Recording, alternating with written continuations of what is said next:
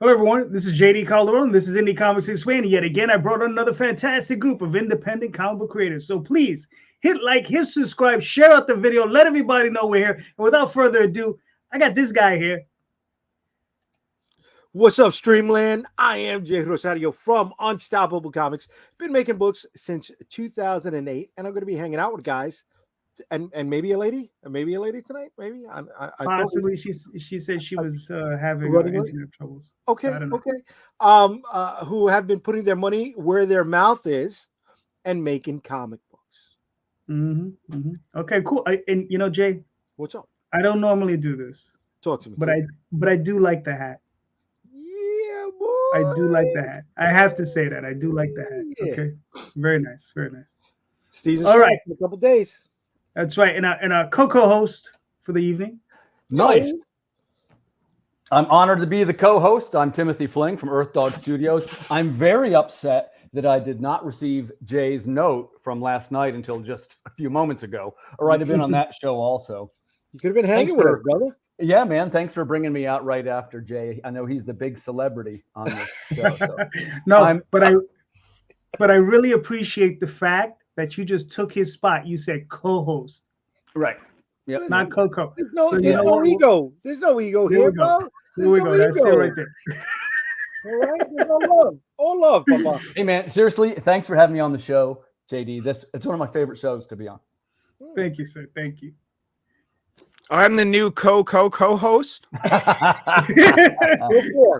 like the Beatles. It's like the Beatles. Everybody gets a piece. That's it, man. We all get a shot, brother. Everybody gets a shot at it. So, Larry, please introduce yourself. I'm Larry. I write and create the comic book Niobe and Savage Sin. Currently on Kickstarter and currently available through orders in Preview magazine. So check us out. All right, cool. Hello. Rob, please introduce yourself. Sure. Yeah, I was wondering. I was like, did you just want me to throw myself in there? What are you gonna say? No. I'm Rob Multari. I'm the creator and writer of Nightwolf and the spinoff series Snowpaw. I'm self-published through Lone Wolf Comics, and right now I have a Kickstarter for Snowpaw issues 1 through 3 live on Kickstarter. Nice. We got. How's it going? This is Jon Dexter, my first time on the show. I'm promoting my Alpha Dogs trade paperback that's currently on a Kickstarter. It's got 11 days left. I also am the creator and writer of Dime Store Detective and soon to be released this summer, Space Cruising. Nice. All right, cool. All right, gentlemen. I got a question for you guys. It's a show question, right? So, you know, we all know what the mainstream is going through right now. You know, it's always the same thing with them, right? It's like, you know, they have some great books, they have some terrible books, but it just doesn't seem like they're doing their jobs, you know, which is maintaining this industry, right? Like we see stores going out of business. It's not as big as it once was, right? And my question to you guys is, how can we as indie creators do it better? What can we do to help this industry grow, to move it in the right direction? As individuals, because that's all we are, right? Because we're not a collective, because too many egos in the kitchen. You know what I mean? So there you go. We'll start with Larry. What are your thoughts? We're already doing it, dude. We've been doing it for the last few years. It's a good answer. Here's the thing, right? You can be very successful all on your own. You can be on Kickstarter, Indiegogo, GoFundMe, wherever it is that you're going to be, and do just fine. You got a decent product. You're going to have a decent following. You're going to at least be able to get your books out there, right?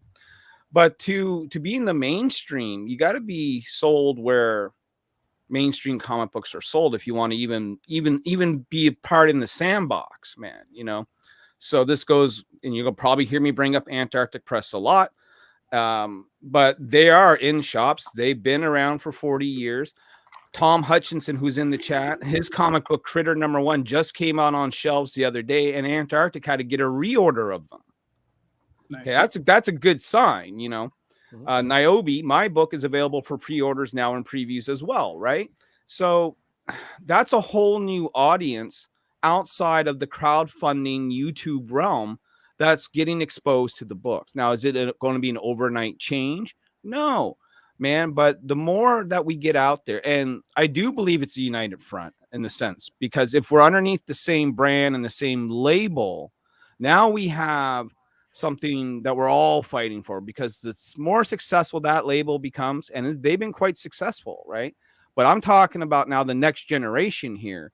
You know, Mary Machine Guns in there, Scott the Flock Wilson's in there, Nicholas Mueller with his Demon Winnie the Pooh book is in there, Timothy Fling, you're there. You know what I mean, right? JD, you're coming over. You know, we're coming over. They treated me pretty well. I'll give a quick shout out for Antarctic Press. Sure, right? They pay, and they're solid people.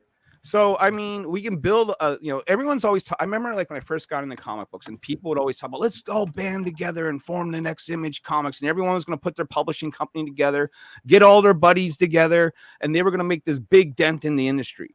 Well, sad to say, none of those ideas that I've ever seen for the last decade that people have talked about have ever come into fruition. Okay.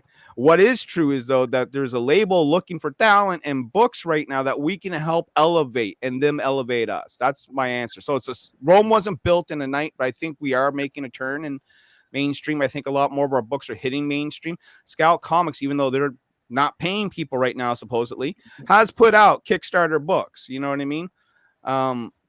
So I think that the two worlds are slowly starting to merge, you know, and I think that's a good thing.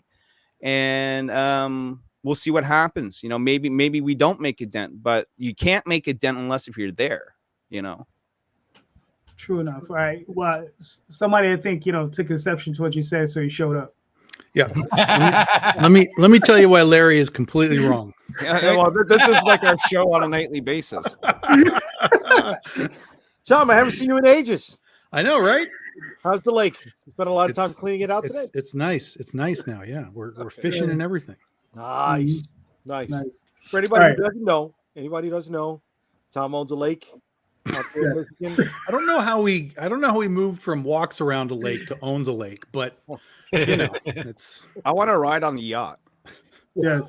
Wait a second. You got a yacht on your lake? He's the big dog, dude. Not yet. We don't do 100,000 campaigns, so not yet. No yacht yet. Okay. But it's coming. It's coming. Tom, real quick before I move to Rob, introduce yourself, please. Tom Hutchison, Big Dog Inc., writer, publisher, art producer, Kickstarter, builder. I do all the things for Big Dog Inc. except for the art. We have amazing artists that do a lot of great things. Nothing live right now, but we'll have the return of Critter and the Critterverse on April 6th. All right, cool. So, Rob, what are your thoughts on the question?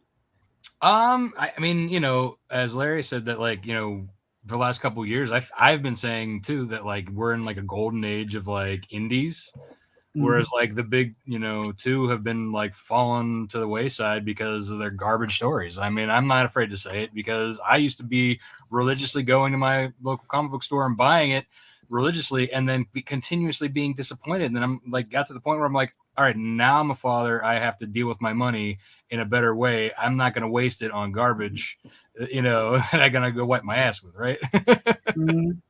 So that, you know, that's, I think when it comes to, like, you know, the indie stuff, you know, as long as you're getting yourself out there and you keep trying and you keep working and you start building your audience, you know, there's always more than one way to put out a book. You know, you have cons, you have Kickstarters, you have retailers, you have your own sites, you have Amazon, you have, you know, all the little sites. You know, if you can get your hands in everything, you know, it's multiple streams of income coming and helping you to build your brand, build your audience up, you know?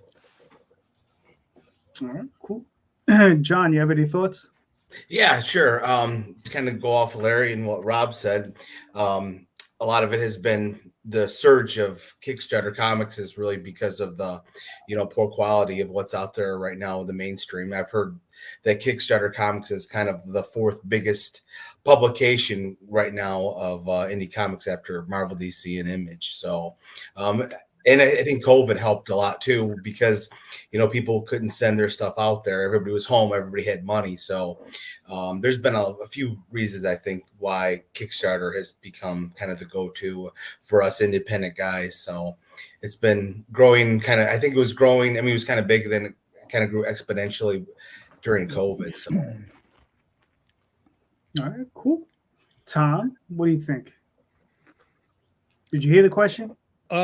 Sort of vaguely. I mean, I could wing it, but give me the full question. Basically, what it is that we know that the big two are fumbling the ball, right? Yeah. So how can indie comics, guys like us, on an individual basis, we're not a big group, right? How can we as individuals try to push the market forward, try to make it bigger, try to expand it, improve it? Yeah.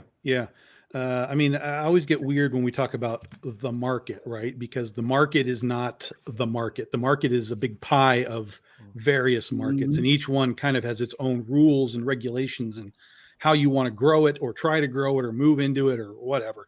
So I would say, first of all, just like John was talking about with crowdfunding is it's the new. The reason it works is because we've found a group of people that are actively interested in what we do. And that's not necessarily the case in the retail portion of this pie.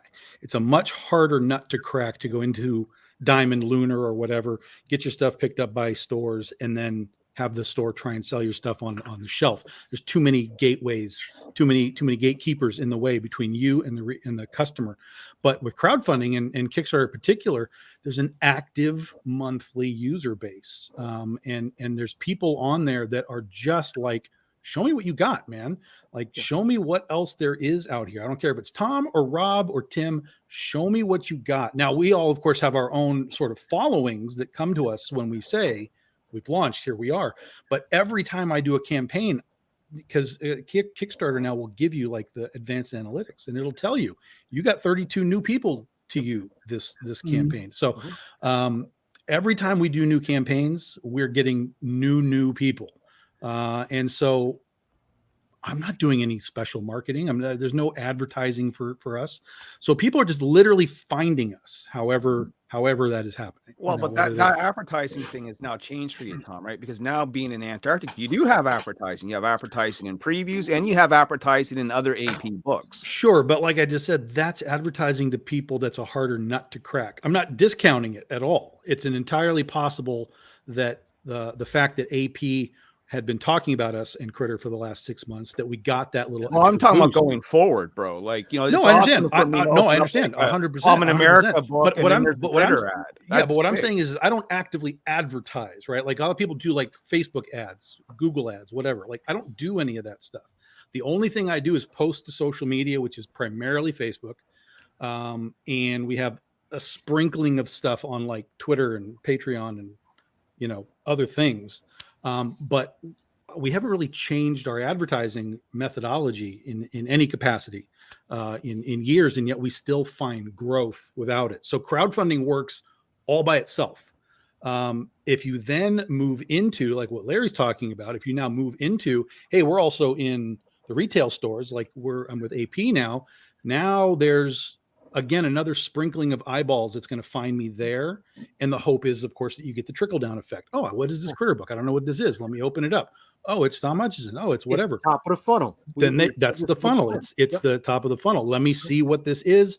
Trickle down. Oh, Tom does Kickstarters. Let's get our Kickstarters up. So it can all work together, but sort of each piece of the retail market pie kind of requires different things. But crowdfunding right now is the door that is blown wide open for anyone who wants to create a comic, because even if you wanted to make a comic and you didn't want to do crowdfunding, you still would have to produce the entire comic all the way through print, send it to Diamond. They have to approve it, get it into the previews magazine. Then the retailers have to see it. Then the retailers have to decide they want to buy it. How many? 1 copy, 2, 10. And then it has to reach a shelf where a customer then has to decide whether they want to buy it as it sits next to Spider-Man and Batman.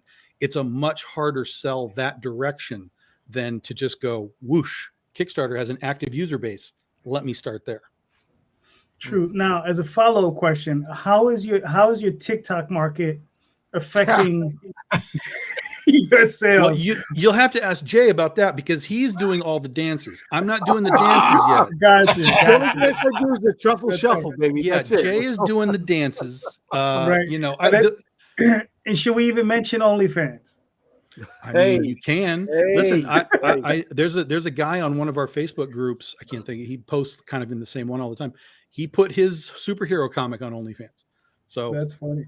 Okay. and it's not an adult book. It's just he just put it there, you know, so that he could so that when he posts his links, you know, like, hey, we got our thing. It's like he uses it sort of like a Patreon. And so he's like, hey, our thing is over here on OnlyFans. And so it catches attention because it's whatever at OnlyFans.com. So, you know, I don't know if it's working for him or not, but he tried something. Right. That's funny. So Jay, what are your thoughts?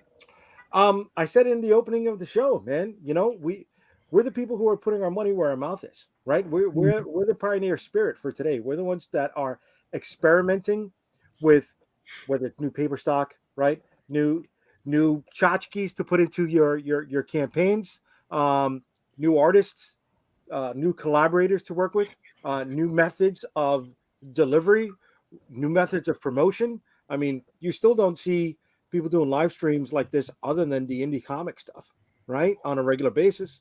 I think they're looking at us and trying to see what works. You know, I remember hearing about McDonald's and Burger King, right? And let's just say, for argument's sake, McDonald's spends $1 million to test a new product. Burger King spends a third of that.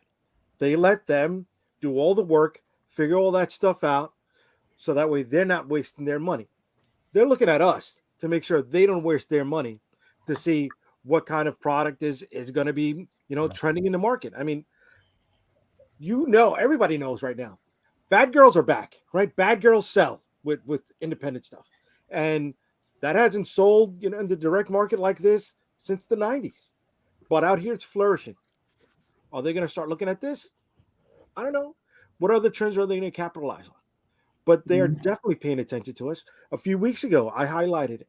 Jimmy Palmiotti said that there are a bunch of his mainstream creator friends that have been asking him about how to run a crowdfunding campaign, getting tips from him. I spoke to a couple of mainstream creators that said they're going to be launching soon, right? We've been doing this for how long? How long? Right? Rob, you got a ton under your belt. Tom, you do. Calderon, you do. I do. Right? Larry, you got a few. John, I'm not familiar with you yet, but, you know, I mean, you're out here, you're grinding, bro. You're grinding. And you got mainstream creators who are, oh, you know, maybe I should make some of the money that these guys are making.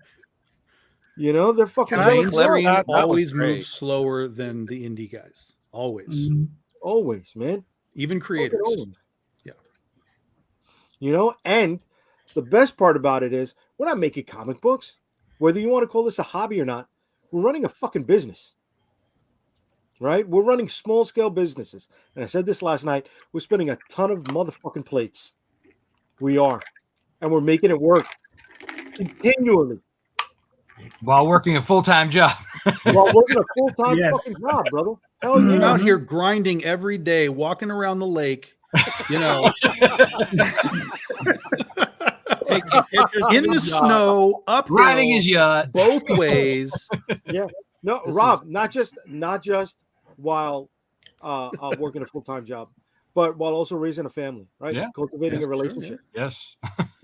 All right. Not giving up and finding ways to make it fucking work. That's what we're doing. We're experimenting. We're putting our money where our goddamn mouths are. Tim, what are your thoughts? Well, I appreciate you letting me answer this question last. So you're guaranteed to have the correct answer. You ready for this? Oh, Tim learns fast, man. Tim learns fast. I like this. We kind of edged into the truth, and I'm going to, you know, I recently went to this Comics Pro event in Pittsburgh, and we got to meet with some of the comic book store owners and retailers. And I really learned a lot. And one of the things was that crowdfunding is now considered one of the distribution methods of getting the book to the customer, even by the major people. Like, these guys don't even need the money, and they're entering the crowdfunding space. Well, why are they doing that? Because that's where the action is, right? They're finally realizing that. That's the first thing. The second thing, if you had asked me 5 years ago, like, hey, we were all trying to get our books into the previews catalog, right? and that was like the end all be all. Got to get into the previews. We're going to get into the comic book stores. I would say now that's kind of important. And I do still believe in what Tom said and Larry said, in the sense that that is now the marketing for the book. Like in my case now, I don't have the yacht like Tom does, right? But like I got some books in comic book stores. You'll get there, Tim. You'll get there. Eventually, right? This is maybe next year. So, but my point is that I think that's one of the ways that readers could potentially discover me and follow me through my Kickstarters, which is really what I want anyway, because that's how I make more money. So it's just a different kind of, you're going to have to put money into something. So, putting your money into trying to get into the previews catalog is probably a pretty good idea. It's probably as good as a Google ad is, in my opinion, but it's not the end all be all. It seems like increasingly, the flocks are coming to crowdfunding. Right. So, Timothy, we don't have VC money behind us. We don't have rich uncles. We don't have major corporate sponsors. Yet we're out here making it work. Right. Mm-hmm. I thought you did have a rich uncle. I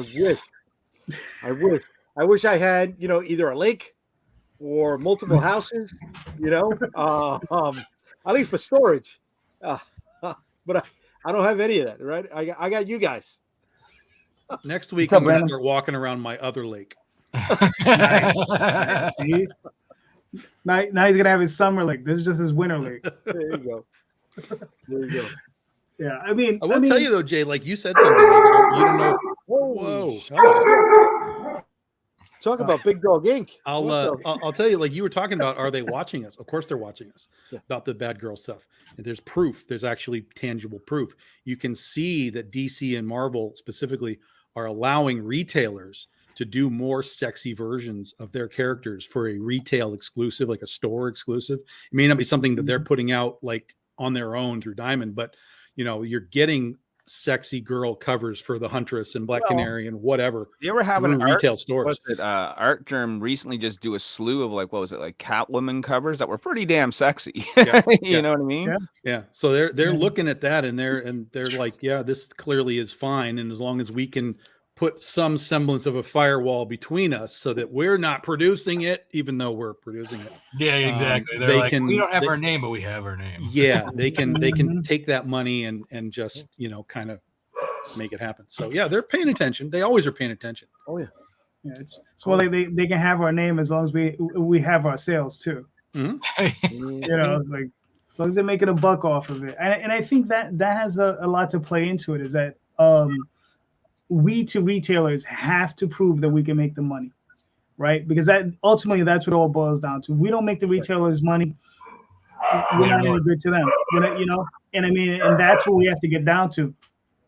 And the problem is, very nice. Yeah. There you go. Cover of Previews magazine has bad girls on it. I mean, it's here, it's happening. You can fight it, you can be upset about it, or you can just roll with it and either be part of it or just do your own thing. Right. And the thing is those covers are making money, and that's what it's about.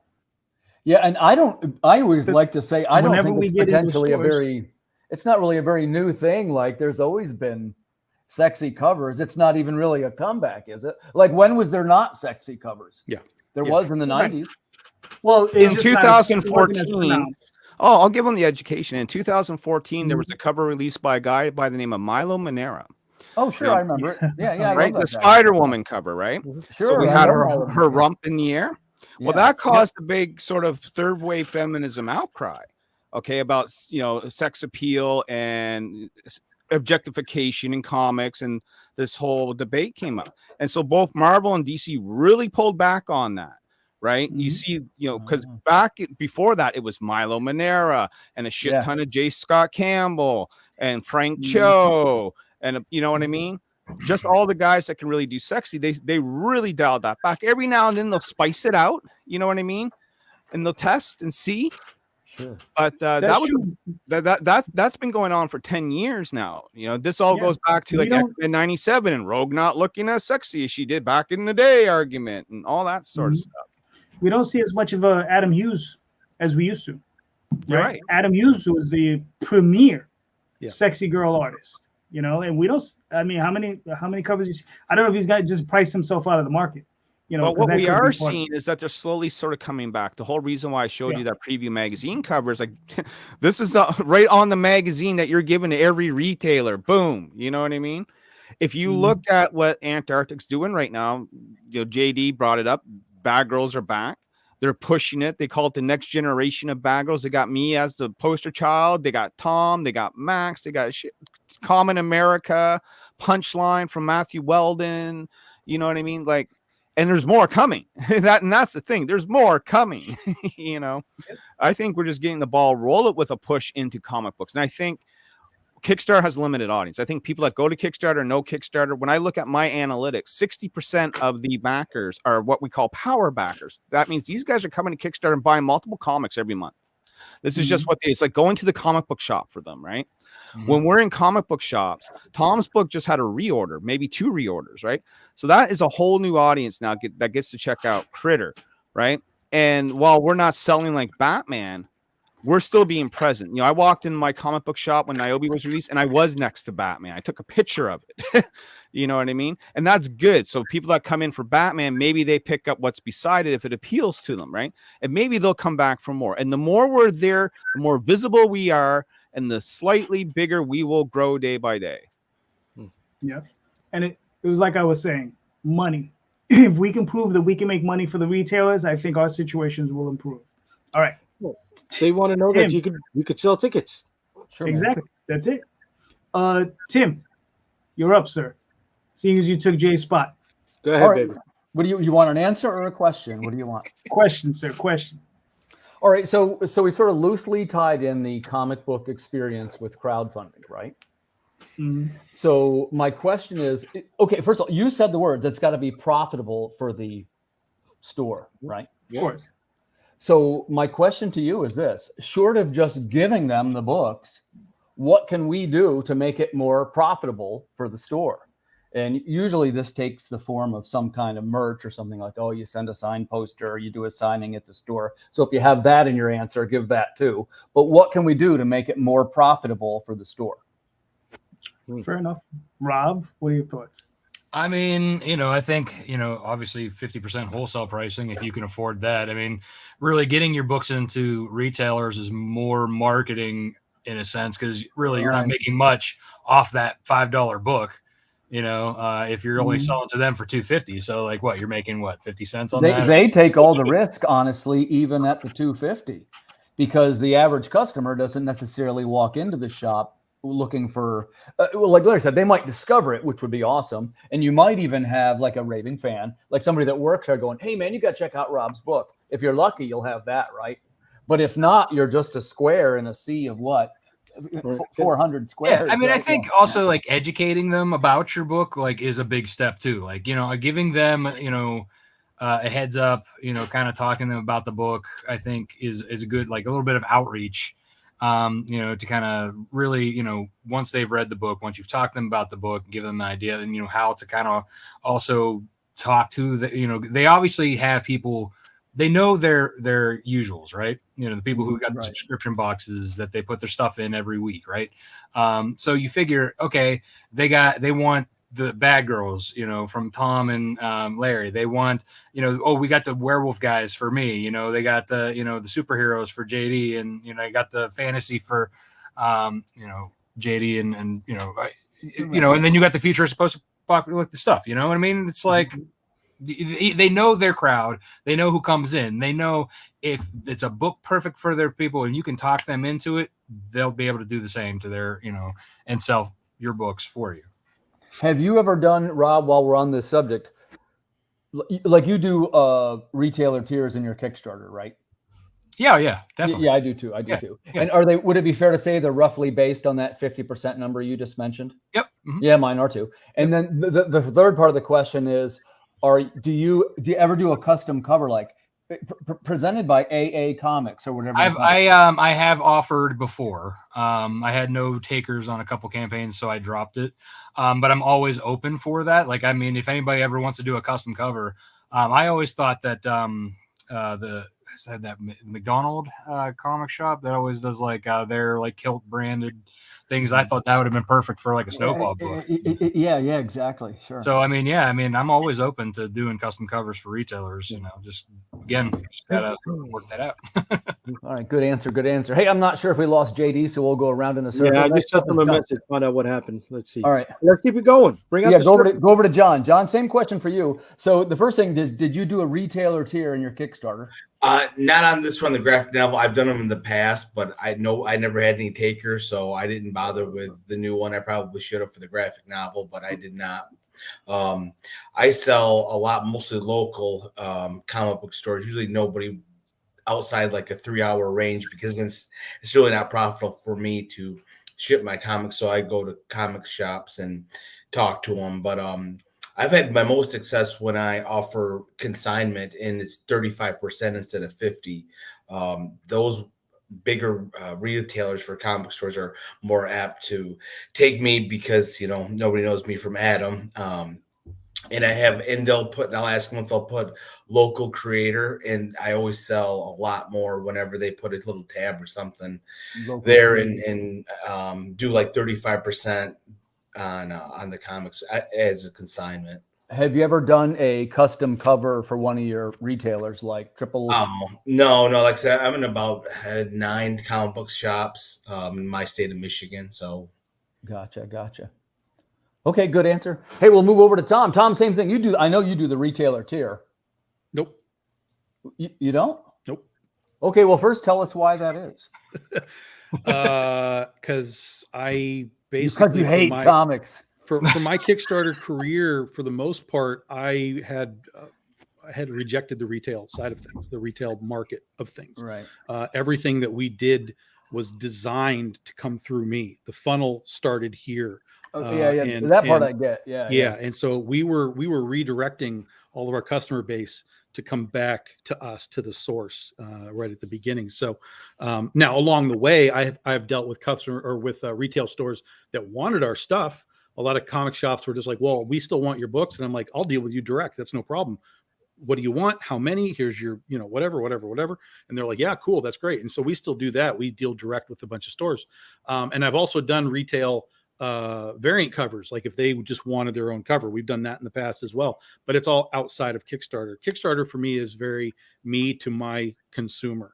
And that's sort of the focal point. And then if retailers want more than that, then I can 100% hook that up. Well, and that's the beauty of it. And I think you answered it exactly correct, Tom. And the sense is that, by the way, this is one man's opinion. Feel free to correct me. But I have lost money on every single one of my retailer tier packages to the level that I have said to myself, if it's about the numbers, which we can agree it is to a certain extent, right? Like the number of stores that you're in, it increases your percentage of whatever the next level is. Okay. So let's say we agree with that. But the thing is, to get into all the stores, the price point has to be almost zero to accept the store to take the risk of trying it out. Yeah. So you have to determine for yourself what you're comfortable spending. Because, you might spend, $2,000 to advertise your Kickstarter. You might spend $3,000 on, digital media. Well, would you be comfortable spending $5,000? This is a hypothetical question. Let's ask it to the group. Would you be comfortable spending $5,000? I want to answer the original question first. Oh, okay, knock yourself out.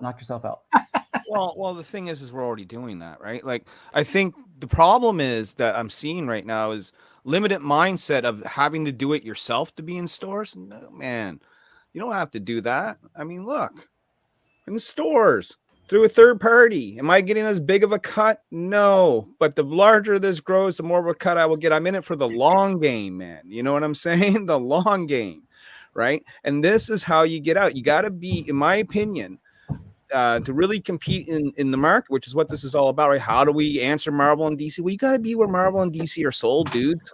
Man, that's to me, that's the bottom line, man. We're already doing it. Okay. Tim, what was the original question again? We lost you. Now we got Calderon back. Yeah, I'm back, but Tim froze. He was asking basically like how do we within selling to the retail space, like how do we help them sell more? How do we make, all that How do we make awareness things more for ourselves profitable as for well? them? Yeah, More yeah, profitable. yeah. Okay. Well, how So- you make it profitable for them is to get them to get it through Diamond. Okay, You hold know on. what I mean? Let me answer this question from somebody who worked as a vendor, as a distributor in a different market. All right, I just sell beer in New York City, and one of the things we used to do was offer one free case with every 10 cases that are bought. Right, so now that gives them the opportunity to gain margin. Right, you get a free one, so your cost per unit has gone down. That's how things become more profitable for them. So imagine that now. So you do 1 for 10, or you do 5 for 30. Now, for us, we're utilizing, if we're in the shops, we're utilizing offset printing. We're not printing on demand, right? Our cost per unit structure has changed drastically. You're looking at anywhere between 70 cents to $1, depending on how many units you're purchasing, right? In that offset print run. That money's already been spent for you. So it doesn't matter whether you're moving 10 or 11 units, because it's already there, right? You want to recoup those expenses in the long run. Where does that help out to our fellow creators? Well, with what Larry and what Tom are doing, now there's 11 units. There's one extra chance for somebody else to pick up this book to find out about somebody else's book. All right. And that all came from the fact that we offered a break, a discount, an incentive for them to order more units. How does that help us? Shit. We moved this many units that month. Now we can grow, right? Growth in the retail area for us wants to come from 12 to 15% increase, whether it's by the quarter or by the year. You could track those numbers. That's easy. But it all comes down to you incentivizing the retailers to get more units. Well, you say incentivizing as if it was easy. In fact, you kind of suggested that. I know it's not. Yeah, like one free issue. I really don't think, and if you're determining it like issue by issue, I don't think one free one's gonna. Okay, well, let me tell you how we did it, because we did do the one issue. Let me finish this off, Tom. Hold on. I'm sorry. Yeah, go ahead. Let me utilize the Antarctic Press model for a second, right? Okay. He's got a number of books. What's to say that 30 and 5 can't be mix and match throughout their entire line? Mm-hmm. Right? It doesn't have to be for one specific book. So now they're not putting that whole risk in, I got to move 30 units, right? Of Critter number 1. Shit. Oh, you know what? They can get 10 units of Critter number 1, right? 10 credits of Niobe, 10 credits of Common.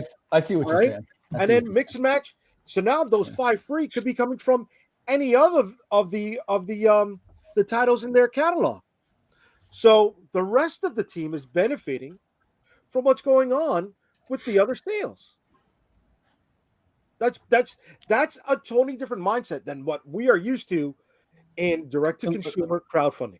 Yeah. So what we did a few times was we did that. We did the incentivizing. We did the incentive covers, right? So the incentive is you buy so many and you get a bonus cover. So we did that, but we didn't make it really high. We made it like 10 copies. So it was like buy 10 copies of Legend of Oz, right? And then one of those 10 copies will be the Eric Basildua variant cover, right? So not only are they getting now their regular copies, but they're getting something that is now 1 in 10. So instead of having a $5 retail price, they can throw 20 or 30 bucks on it and pretty much sell that one unit and pay for almost everything that they bought just off that one book. Now there's extra cost in that for us, of course, because we have to pay for the extra cover and so on. But there was definitely a success rate there for sure.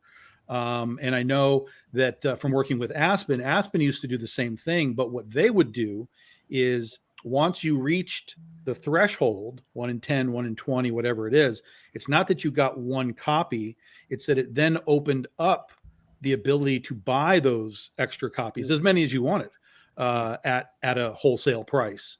So it's not like you're stuck with 20 copies of a book and you have one that you can sell, So there are ways to do incentivizing in all kinds of Tetris machinations. Yeah, we know. We got to that's sell interesting. To the core. Oh, I'm sorry, go ahead, Calderon. Well, I was just saying that's interesting. Like how open-minded was Diamond to that?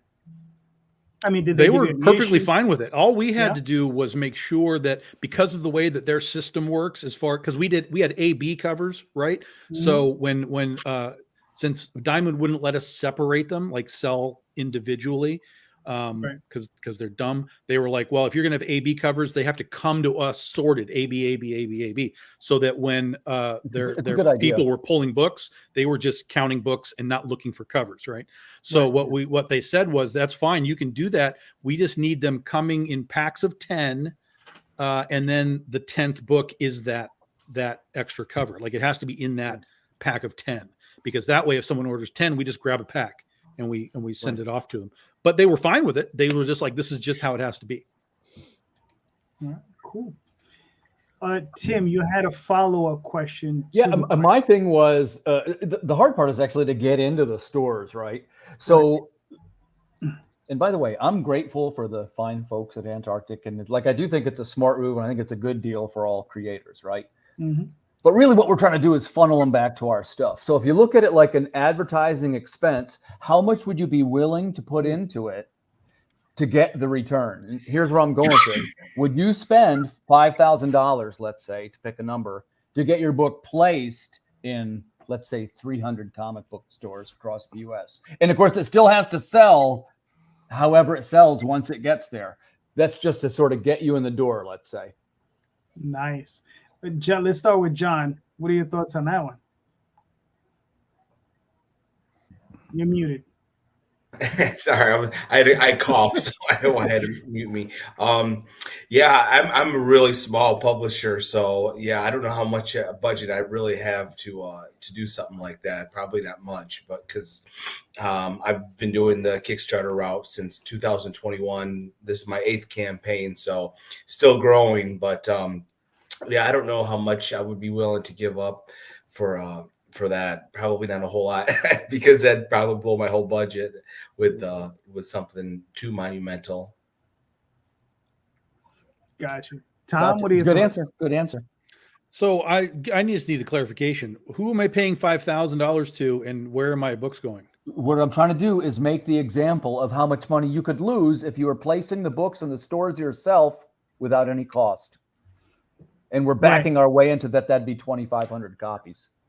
So you're talking about not using Diamond, like you're just talking about selling them straight to the stores without Kickstarter or anything? I kind of wanted to hear what everybody said first, but there's some value in both. What I mean is, look at John said he's in what, 9 stores, something like that, which is pretty respectable. So if you're trying to get into 100 stores or 200, 300, there's some value in that, right? So what's the dollar value of it? Well, there's value in being there, assuming that the stores that you're going into are going to push the book. And this is where you start to run into issues, because just being in a store doesn't mean anything. Right. All it means is that somebody decided to take a chance, which is great. We love that. But for all we know, oh, here's critter number 1. Let me put it on the rack. Okay, that's their job done. That may be the end of their job, and critter sits and rots because he doesn't point anybody in that direction. So, I think this is the advantage of Kickstarter, right? Crowdfunding, because if your book is already paid for and you have extra copies that you can just kind of be like, use them as marketing tools and get them into stores, because it's already sunk money. It's just out there. I think then if you were to come in and try and do, like Diamond on your own, you've already got the books for the most part. So it's not really a cost. But if you're going to have a situation where you're paying extra money to then, try and sell your book through Diamond or sell it direct to a store, either way, you're now chasing a lot more money. And I would never recommend that. I think that's the advantage to the model that is certainly coming into vogue right now. Crowdfund your book, get it paid for, take it to a publisher. They take it through their channels and their audience and their infrastructure. They deal with it. They send it to the stores, and you make a nice little, I don't even know how much it would be. Maybe you make $300 or $400. Who cares? It's all paid for material, and that's your marketing. Right. You're still getting that marketing. And it's possible the marketing might be more important right there than the dollar value coming back. Oh, 100%. Because if you're again, it depends on where you're coming from. If you're coming from, I made a book with my own $5,000 and I have 10,000 copies sitting in a storage unit, that's a different attack than I have these 5,000 units that are already paid for because crowdfunding did it. and now I can move them around. Or even if you don't have extra units, the art is paid for. You know, all my interiors are paid for. I can move that into a new system, AP, Image Comics, whatever. Look, guys, this is already done. I've got 6 issues finished. Take it, run a mini series, and just take that marketing, those eyeballs that get on you. And hopefully they'll backtrack to you as a creator. And then by then, maybe you have another crowdfunding campaign and you might see a little pop. Nice.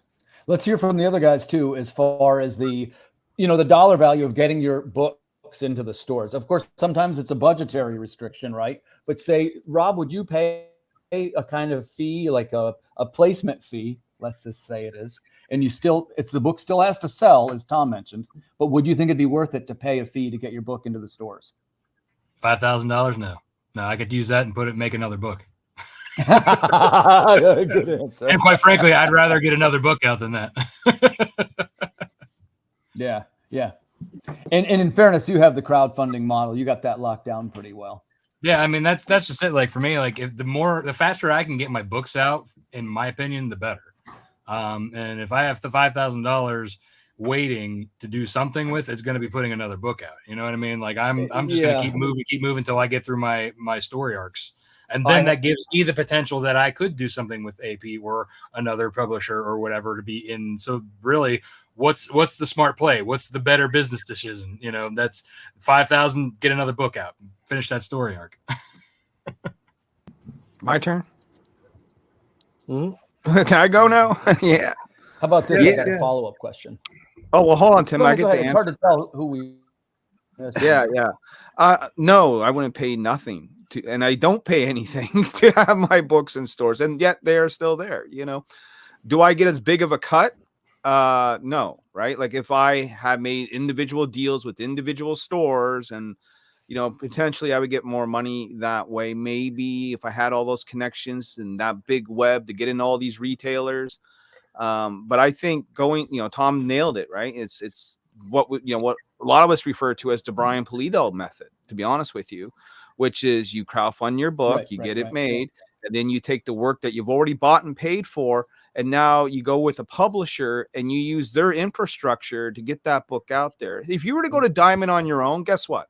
It's expensive. We've done the math. You're probably going broke. Not worth the hassle anyway. You want to chase down individual stores one by one, cold call them like a telemarketer, you can go ahead and do that. But that's probably a waste of time too. Yeah, that's not time well spent. Right. Get the publisher, and help that publisher grow. I mean, with AP, they've been around for 40 years. They've had lots of big licenses like Robotech come through their doors. They got Ninja High School, Gold Digger, the lineage, right? So they know the game. They've been there. They're not like someone that's come by like Action Lab Comics for a few years and then shut down. You know what I mean? Like, listen, you're not wrong, Larry. I think you're 100% right. And I would add this too. Would you say that, let me think how I want to ask you this question. First, I always ask the questions about the process on the air. So if you're ever not comfortable answering, just say, hey, I don't want to. I'm good with anything, bro. You lay it on me. But my, in my publishing deal that I'm on, my sort of threshold, you might say, is 6,500 copies, by which it starts to get a better and better deal, right? But you see, for a guy at my level, I do not break the 6,500 copy barrier. Do you sell more than your... Do you know what I mean? Like if you sell X percentage, you get a percentage. In my case, it's 10%. So AP's contracts works on a royalty system, and it's based on the amount of copies that you sell. Going off of memory, it starts at 12%. Right. And then it goes up to 20. This is a standard contract. Someone else, Tom might have a different contract. You know what I mean? AP is Antarctic Press. That's what AP is. Right. Antarctic. Sorry. So for me, when we did Niobe Origins #1, I was told that we did 2,500 copies. Okay. Which is a lot for Antarctic. It's a lot for a lot of these small press publishing companies. When we did the Kickstarter, we had 400 backers, right? So potentially 2,100 more people now are able to pick up the book because that's what comic book shops had ordered. Now, those people that pick up the book, maybe they like it. Guess what? Maybe the next thing they do is they say, hey, I want to add this to my pull list. Maybe they Google it up and they see that we have a Kickstarter running. Maybe they come over for that. You know what I mean? But either way, there are people out there that go to these shops that have no idea what Kickstarter even is. Right. Yep. Right. Did I This answer? is true. Yeah, and the Yes. thing there, Tim, is it's I'm not even, for me, I didn't even go to AP because I thought I'd make money. It was completely irrelevant to me. To me, all I wanted were the eyeballs that were going to be put on the product. Oh, well, that we're was it. 4 away from 10 grand. We need a backer right meow. Yes. You need $4. I mean, in Canadian money, that's almost like 14 grand. It's all like I always get disappointed when I see the US dollar. I'm like, oh, it shrunk. You know? Sorry about that. I apologize, guys. My internet, we had a bad storm out here last night, and my internet's been acting up all day. So yeah. So Didn't that's why affect me. Didn't affect me. well, okay. I mean, you also live out by the airport in the middle of nowhere. Hey, no, It's no, okay, no, JD. no, I just no, kept no, talking. no. Everyone was freezing up. I just babbled on. You know, what's good? You know, I mean, the price I pay for living close to civilization. This is it. Dare you? How dare you insult me like that? It's not an insult; it's a fact. All right, sorry about that, guys. But Larry, Yeah. talk to me. What do we got here? We got Niobe Outbreak number Trey. What's Yeah, up? 3 out of 5. This is a 5-part miniseries. Initially 4, but I had to extend it to 5 just to fit the story that I wanted to tell. You're right in the action. There's a virus that's spreading around Port Hope City, a fictional city where Niobe lives, and it's all caused by this woman named Vanessa Keats, who is a genome, which is mutants in my world, genetic anomalies. And this virus is my take on COVID, right? So, for a couple of years, we all had to live underneath some strange rules and social constructs and this and that. What would it be like if that happened in the superhero world? So this virus will make you violently ill. It could kill you. And in some cases, it can activate the genome within you and make you a superpowered being. And so now we have all these new eruptions of superpowered beings all over the city because of this woman here in black. And they got to figure out what to do with them and how to handle this chaotic and crazy situation. And we're right in the middle of it right now. So we got there's 11 covers. That our cover A is always by the interior artist. So that's Juan Antonio and Dan Olvera. So what you see on the cover is what you get on the insides. And then everything else is... I dig that cover, bro. I like it. Yeah. Well, here's the thing that we listen to, right? So in previous Niobe campaigns, not all of them, but some of them, a lot of them were pretty much pin-up-y, cheesecakey covers, right? Which I love. I mean, it's Bad Girl Comics. It's kind of what we do. But I did hear people say, like in passing, I wish I could see covers that told the story, you know what I mean? Or had actually something to do with the book. So this time around, we decided to include that, like you want to see what's happening. We're going to give you some action here. You know what I mean? All these fights that you're seeing, they all go down in the book, Nice. That's Fabio Sameo there. He's a superstar, man. He's the guy that's hard to lock down now. He's a superstar, Fabio's awesome. That's Francesco Tomalassi. He's known for his work with DC Comics, doing some Superman stuff, some Dynamite stuff. And he came to us and said, I want to do a cover for this thing. And I said, great, let's work out a deal. Cool. That's great. This here, of course, is Mr. Greg Bo Watson of Zenoscope fame. And colors is by Gwendolyn Delagote. I hope I said her name right. I had to practice that one. Damn, you're not messing around here, brother. This is the dream team on covers. This here is Keith Garvey, another Zenoscope legend. And there's a whole set of these. There's like part 1 just has Niobe. Part 2 has Niobe standing in the city with Catcall. Part 3 has Sybil. We already got his cover for part 4, so you'll have to see who the new character is that will be beside her next. This here's done by the legend, of course, Mr. Ben Dunn, the founder of Antarctic Press. I have the original of this on my wall, in my bedroom. It's badass, and Dan really brought it to life with colors. And again, another storytelling. How much to get it down off the wall, bro? Probably a lot, because I have a hard time parting with the art and stuff, even though I always got this stuff like, I could probably put it on Kickstarter and make some bling, and I can't never let it go, dude. You know what I mean? That's fair, bro. I know exactly what you mean. Well, here is a sexy shot. This here is done by Narcilio Souza, and it's a 3-part cover set. You know how we see one of the common criticisms that we get in the Bad Girl world, especially, is you guys got way too many not safe for work covers, and not safe for work is taking over Kickstarter, and I can't get a break because of not safe for work, and everything is tits and nude and blah blah blah blah blah blah blah blah. So a lot of people would have like their nude covers. We don't do that. We've done it once. I didn't like it. I felt dirty doing it the first time, and I'm like, nope, we're done. So with this cover set, they do sort of strip down a little bit. Like, as long as they got clothing, I'm fine. Go down a little bit, JD. So there we got cover B. Okay, now they're out for, it's hot summer night, whatever. And then the next one you would assume would be like a nude variant. Now I changed that up. We're doing dresses. Nice. They get nice, sexy dresses for a night out on the town. You know what I mean? Cool. They got their onesies on. They got their onesies on, bro. They're looking fab, man. And this here is by John Stinsman, Image Comics alumni, known for his work on Teen Youngblood and Evangeline, Scarlet Crush, and so much more, man. So John Stinsman, shout out to you, brother. Very nice. And that's the cover lineup. And then the rest of the sort of, as you scroll through, is just like digital combos and different sets that you can get. The Keith Garvey, all Ben Dunn's covers. We got a CGC book up for grabs. I only got one of those left. And then, we'll show you some pages too. You know what I mean? Cool. So this is all done by Juan Antonio and Dan O'Vera. And we got some shots of some of our newer characters like Cinder and Sybil. We show you the fight, a little bit of the fight between Cat Call and Vira. More battle. Like, there's a huge 12 to 14 page fight sequence in this book, right? Like, it's badass. Nice. And we're unlocking stretch goals, man. So these are all in Canadian dollars. So we've unlocked the first 3, and we're working towards the bookmark next at 15 Canadian, which will probably be about 12,000 American. If we still got 5 days, and your last 3 days, folks, they're just as important as your first 3 days. That's when you're going to see an influx of backers. There's lots of backers who wait to the last minute. They're your followers on the Kickstarter. They'll get updates usually 48 hours before a campaign ends, and they're going to jump in and up that conversion rate a little bit. That card there is by Josh, the amazing animator. He drew that completely for free, just as something to do, and I liked it so much. And he said, well, you want to use it for something, go ahead. And I said, okay, cool. Let's put it as a card that everyone will get if they back a physical book on the campaign. Cool. So everyone's going to get that card.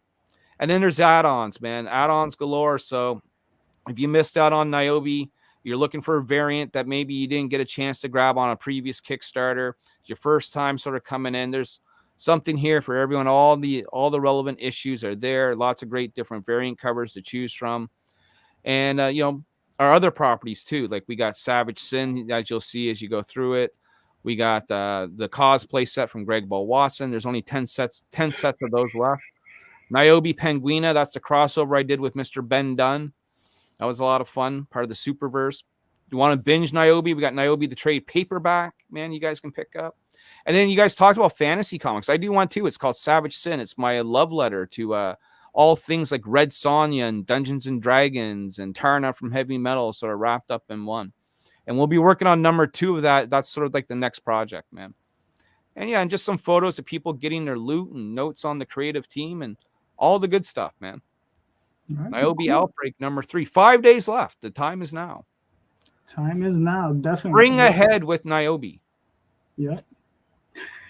Well, you're still $4 away, bro. Hopefully we'll make it happen before the end of the show. Yeah, there's Yaira Winter, but there's also spring ahead Niobe. Yes, there you go. Very nice, very nice. All right. Oh, what the hell? Look at this. Jay, you're not the only one, bro. I need a producer too. Tell me, brother. I feel your pain. I always say to my guys, feel free to start talking if I'm quiet for a minute, because that means I'm trying to find a file or something. So, hey, I do have a question, a follow-up question to the previous one. Is it overbearing if I'm doing this? Hold on. We want to get through the campaigns, and then we're gonna start talking, because we got some awesome books here. Okay. All right. Rob, do you want me to play this video? Yeah, sure. Right. Let myself do my talking without me having to do any more work for it. Just give me a second. Like I said, everything is. The producer on this show is so shitty, man. Yeah. Just like the producers from last night's show. Hey, at least they weren't that producer sucked. They weren't hammered last night.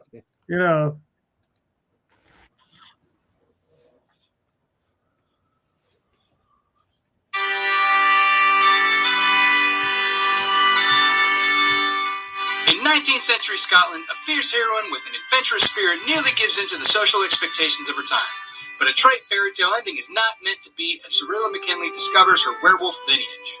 Her eyes are opened for the first time to the existence of supernatural beings and creatures of fantasy. Hi, I'm Robert A. Multari, the creator and writer of Snowpaw, and the hit series Nightwolf, as well as the founder of Lone Wolf Comics. While writing the Snowpaw series, I wanted to tell a story about a strong female character who my daughter and other girls reading comic books can look up to as a great role model. In April of 2016, I launched a failed Kickstarter campaign for my first series, Nightwolf. I didn't let that failed launch stop me, so I decided to raise the money on my own doing freelance web design jobs to pay for the artists. After self-publishing Nightwolf issues 1 and 2, I came back to Kickstarter in 2019. Since then, I have successfully overfunded 11 campaigns for Nightwolf issues 3 through 8, the Volume 1 trade paperback, 2 issues of Snowpaw, a Nightwolf Voodoo Doll plush toy, and the Wolfpack Pups Halloween board book. And that's all thanks to my amazing backers that I refer to as my Wolfpack. Now I stand ready to publish Snowpaw issue 3, and that's why I've come back to pay for the printing and the rewards that you will receive for backing this project. I'd like to personally thank you in advance for backing Snowpaw and joining the Wolfpack. I'm extremely grateful for where I am now as a self-publisher and continuing to serialize new comic books for you to enjoy. Again, thank you for taking this creative journey with me. I appreciate it so much. Aye, so what are you waiting for? Take this journey back with me to 19th century Scotland and join the Wolfpack today.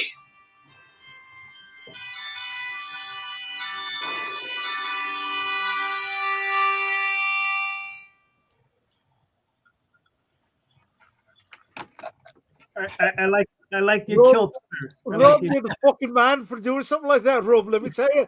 Hey, you know what? Hey, I have no shame. Fat guy in a kilt. You, mate. Fucking ballsy. Not one of the fucking many in this goddamn days. I was ready for like Rowdy Piper to walk out or something, man. You know what I mean? No, good shit. Good shit. Thank you. All right, so Rob, walk us through this. Yeah, so this is the main cover for issue 3, and then it does the scrolling through the different covers. Apparently, it took a minute to load. But yeah, so I like to condense space and do these nice little scrolling GIFs. You know, I always forget about that. You can put GIFs on Kickstarter, and I see your campaign. I'm like, God damn it, I got to start doing this. You know what I mean? And it stops people from scrolling too. Like usually, like it'll like they'll be there, because something's moving. Yeah, they're gonna want to see what's next. I get you. Yeah. Yeah. So, we have the previews as well here. You could read the first couple pages or a couple mixed pages from each issue in the series. That way you can kind of get an idea of it, kind of like flipping through the book in a retail store, if you like it and want to check it out and get the, find out more about it. We have great catch-up tiers. You can get it digitally and physically. We have different, bundles for the variant covers as well. And then my art team is Mog Park is the illustrator and Bruno Costa is the colorist. Our letterer is Dave Lentz, who basically does everybody's covers or comics on Kickstarter these days. Very nice. Cool. So this is issue 3. How many more issues do you have in the series? So for this story arc, there's 4. I'm planning to make it ongoing for as long as it's popular, I guess.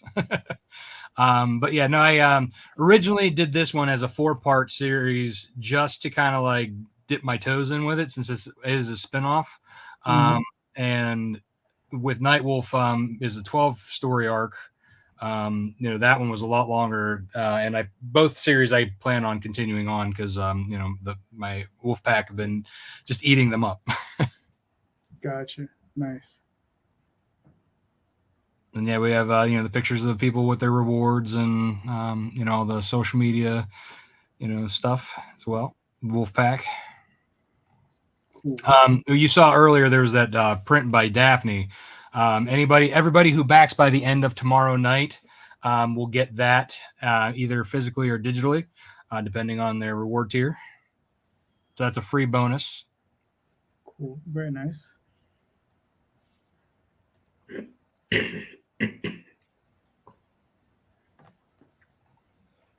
Rob, why a print and not like a trading card? I do trading cards as other things. So I have milestones that are unlocked that are either die cut stickers or trading cards. So that's other stuff. I've been nervous with people in prints. Last few campaigns that I've backed that has had a print has just come unprotected in the Oh no, package. these are 5x7 prints. They go right in with the book. Right. Okay, good. Yeah, and you can get the 5x7 frames or like one of those multi frames. You could put them all up on the wall or whatever. Yeah, that's why I chose that size. Right. Okay. For multiple I reasons. like that. I like that. Yeah.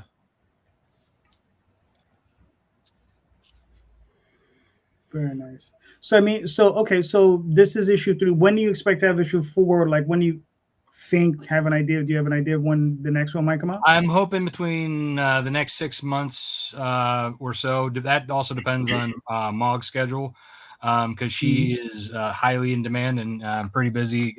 She's also doing Kurt Zauer's Ruxy Vampire as well. So, and then they also got Bruna to do the coloring. So basically, my entire art team got ganked by Kurt. Gotcha, guy. We got to find that guy. Nah, I'm fine with Kurt. I like him. He's a good guy. No. It's time to break some knees, kid. I just got to make sure that I get the next script in before he gets his next script. There you go. There you go. All right. And we don't have to do knees, just big toes. That's all.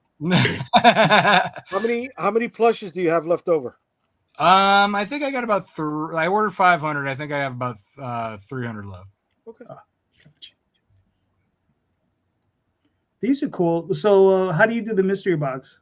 Yeah, so the mystery boxes are basically what I do with them. I have mystery CGCs of Snowpaw going in the Snowpaw box with mystery copies of mystery variants of the issues 1 through 3, as well as random merchandise that go in. Usually it's roughly about a $200 value or more, and then here I'm selling them for just $150. The Lone Wolf Comics mystery box is basically issues 1 through 3 of Snowpaw, issues 1 through 8 of Nightwolf, and it's basically mystery variants, usually high-end ones, and mystery CGC of either Snowpaw or Nightwolf that you can get. That's usually like a $400 to $500 value. Selling here as an add-on for $300. Nice. And then we have original art. That's one of the pages from issue 1 by Mog. Cool. And we have some traditional art that she did just for the campaign. So she gets the lion's share of those when they sell. I got you.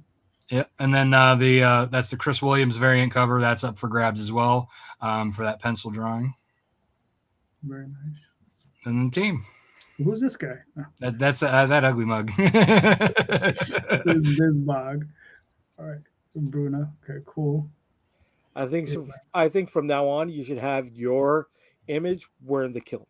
I mean, it's the game changer, bro. Just a big picture of me standing there. Tom's got the cat ears. You can have the kilt. Everybody's got something, bro. I got pigtails.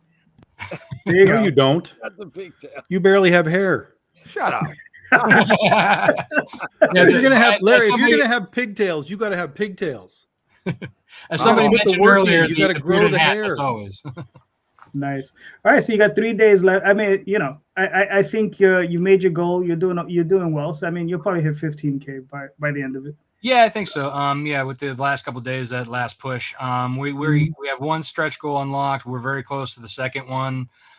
So yeah, I think we'll probably be pretty well at the end. What's interesting is you don't see a lot of people put $10,000 as their goal, eh? Like, I had a friend there. He was launching his campaign. He put 6,850, and I'm like, "Oh, you sure you want to go that high?" But in your case, obviously, you've been around for a long, long time. You got a nice library of books rocking there, dude. You know what I mean? Yeah.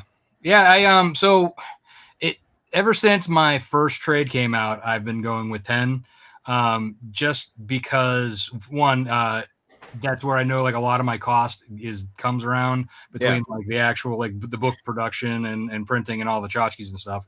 At this point, I think I'm kind of like I know that's where I'm at. I know with my wolf pack, my audience is coming. That's not like, I'm already giving all the stuff out there, and I want to have like the stretch goals to be like, okay, now these are actual things that we can do and add and make the campaign bigger. You know what I mean? Like I'm not going to start at like, 1,000 and then like, okay, now I have a stretch goal every 1,000 or every 2, you know what I mean? It's going to be like, I actually want it to be like true stretch goals that we can actually make cool things happen. Now I know why you're wearing the kilt. Not to promote the book, but because your balls are so big, they don't hang in regular pants. That's why you're wearing the fucking kilt. Nice. All right, so we're going to wolves to alpha dogs. Very nice. So, John, do you want me to play this video? Yeah, go ahead. It's a pretty cool trailer.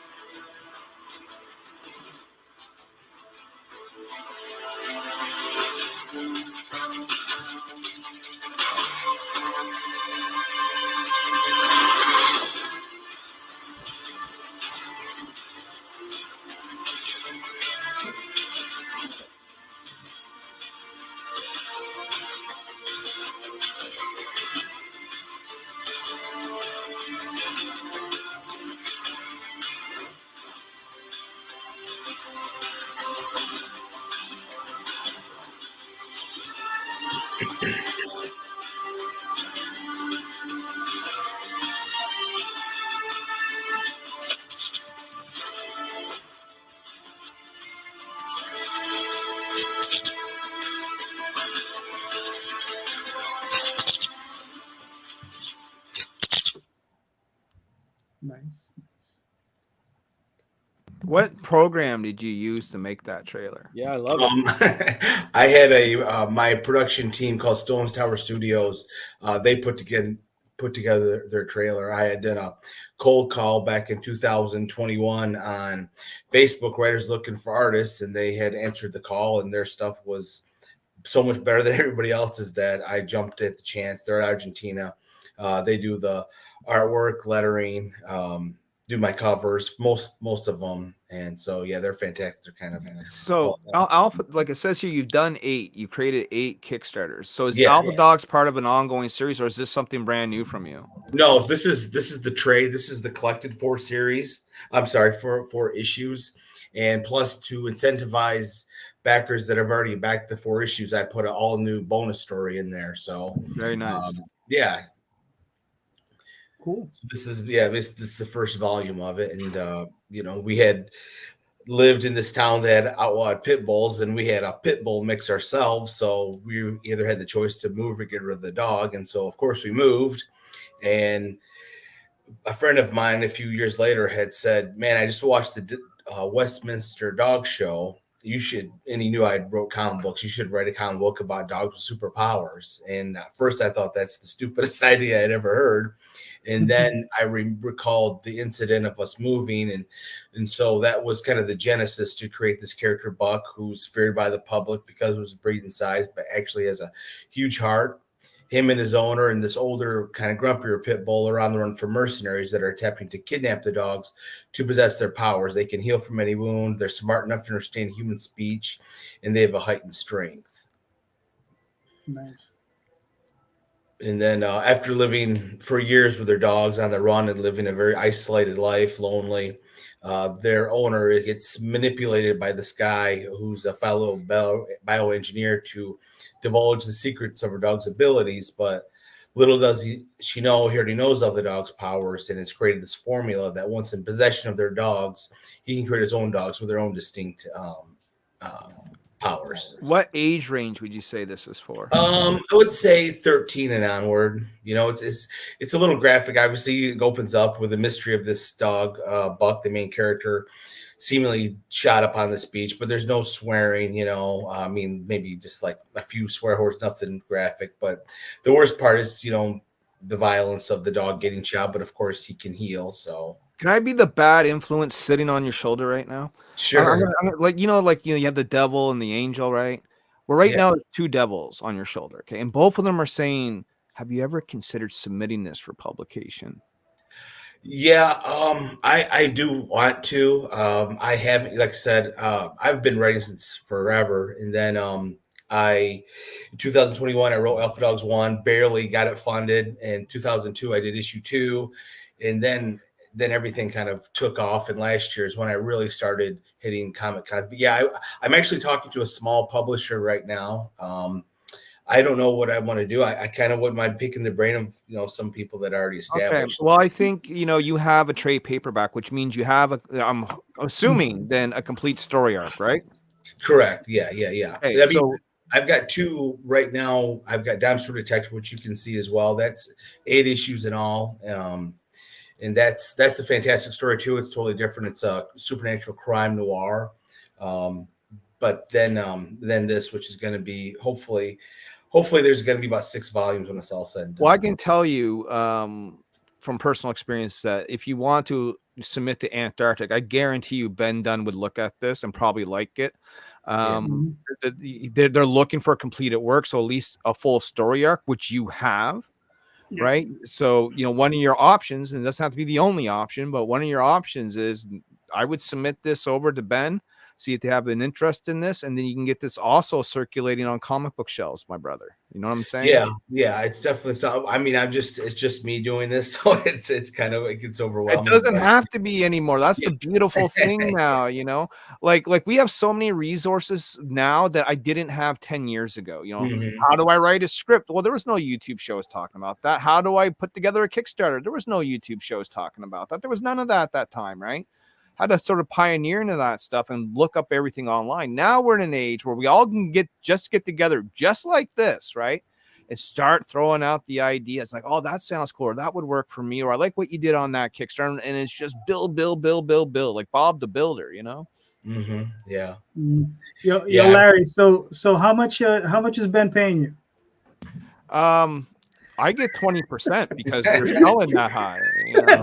Nice. All right. I was just wondering. I was like, bro. Like, no, because I think, like, you know, everyone's always talked about this collective. Like, let's be together and let's get a collective. Well, there is a collective building. There is a collective. Yeah. No, there is a collective building, and it's by people who know what they're doing. They've been doing this for a while now.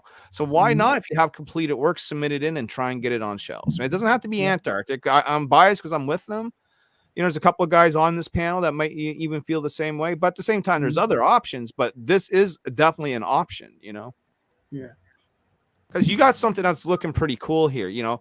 Everyone talks about they want to see something different. You know, I've never seen a story on, you know, the sort of the stigma on pit bulls before, told through an eyes of a superhero pit bull, bro. It's something, the balls went from JD to you. Okay. I've been a big fan of watching, you know, Rob and trying to do it. I've actually emailed him, or messaged him a long time ago. He was very kind and he gave me a lot of pointers. So I've been new at this, but really watched some of these other guys that careers have just, you know, they don't really need a publisher. They want something different. Well, here it is. You know what I mean? And it looks good. It looks cool, man. So I think you stand a really it's a very unique story. It's something that, you know, you're not going to find, I don't believe, 2 of on the shelf. And then, like I said, I already have my other series, Dime Detective, out there that you can get on this campaign as well. There you go. Very nice. Very nice. So, I mean, where are you at? You got what? I saw 10 days left. Yeah, I've got 10 days left. I mean, it's good. Yeah, it's good. For the first time, it's a trade. So for the first time, I actually paid off the comic, which is the first of my 8 campaigns. Usually I'm way in the red, but I've had them all funded. But obviously, as everyone can attest, the funding goal isn't necessarily always what it, cost you. So, but it's definitely growing. Like I said, last year is when the first year I started going to cons, and I've already broke the first 2 cons that I've been to this year. I broke both of my records for all of last year, which granted comics as well. Good. So congrats.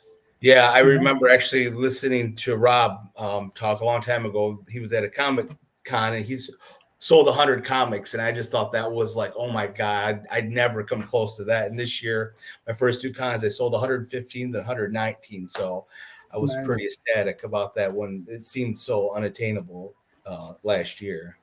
Very cool. I want to give a quick shout out there to Rob. Way to be on that. You know what I mean? Finding another creator who's out there and just looking for, a light in the darkness, man. How many of us in the old days, were just got to get away from me, kid, type of responses, right?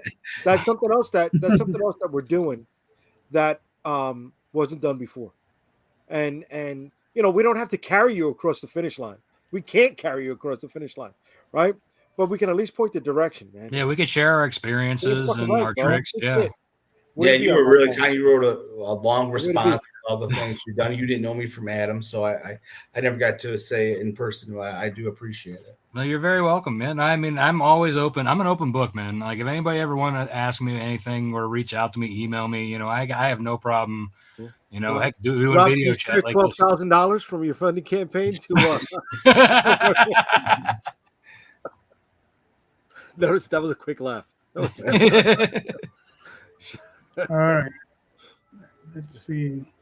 You got one more, baby. Right. You got one more. I got 2 more. Oh, I'm sorry. 2 more. I apologize. All right. Let's see. Let's see if I can get it. So I'm, of course, screwing it up. So. Oh my God, this guy. Do I gotta play the Boomer soundtrack? Bro. It's not screwed up like that. It's screwed up because my internet is. This is the part where the guests got to fill in. We got to start talking because he's looking for I thought I was doing that. I thought I was doing that by bringing up Rob and the nice words from Jon. That was the moment for him to hey. There you go. Here we go. Earth Dog Studios. Tim. Oh, that's me. Yes. Hey, I've always got something to promote. Right now, we are in the fulfillment stage of our trade paperback. That is the post-apocalyptic sci-fi graphic novel, Water Wars 2288. Came out. Yeah, where's my copy? Oh, well, I will have a proof. I should have the proofs this week. I actually talked to the Comics Wellspring people, and it ended up being 152 pages. Nice. Very nice. Yeah, and I think I could say with some humility, it's a really nice book. When you look at it, you'll go, oh, wow, they really spent some time on the production and design. And in my case, what we're doing is not too different than anybody else, but this books all do come with maps and music, which is kind of our thing. These are downloadable files. So if you like, as a matter of fact, I'll give a little bit of a shout out. I got a meeting tomorrow morning. We do these songwriting sessions, and then the songs become the soundtrack for the next Kickstarter. Tomorrow morning will be, well, what it's going to be is the theme song for Call of the Cryptid 2. So I'll be meeting those fellows at 9:30 tomorrow morning. I'm looking forward to that. Cool. I'm really into music lately. I guess I should be explaining a little more clearly. I'm actually a writer. That's actually kind of what I'm doing.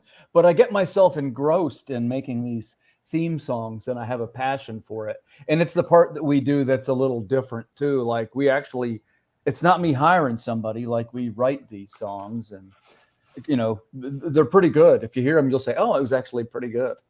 And they're downloadable, and it's a little bit of a bonus that you get for following our campaigns. Same thing, you can follow my website. That's earthdogstudios.com, and that's got a broad range of content.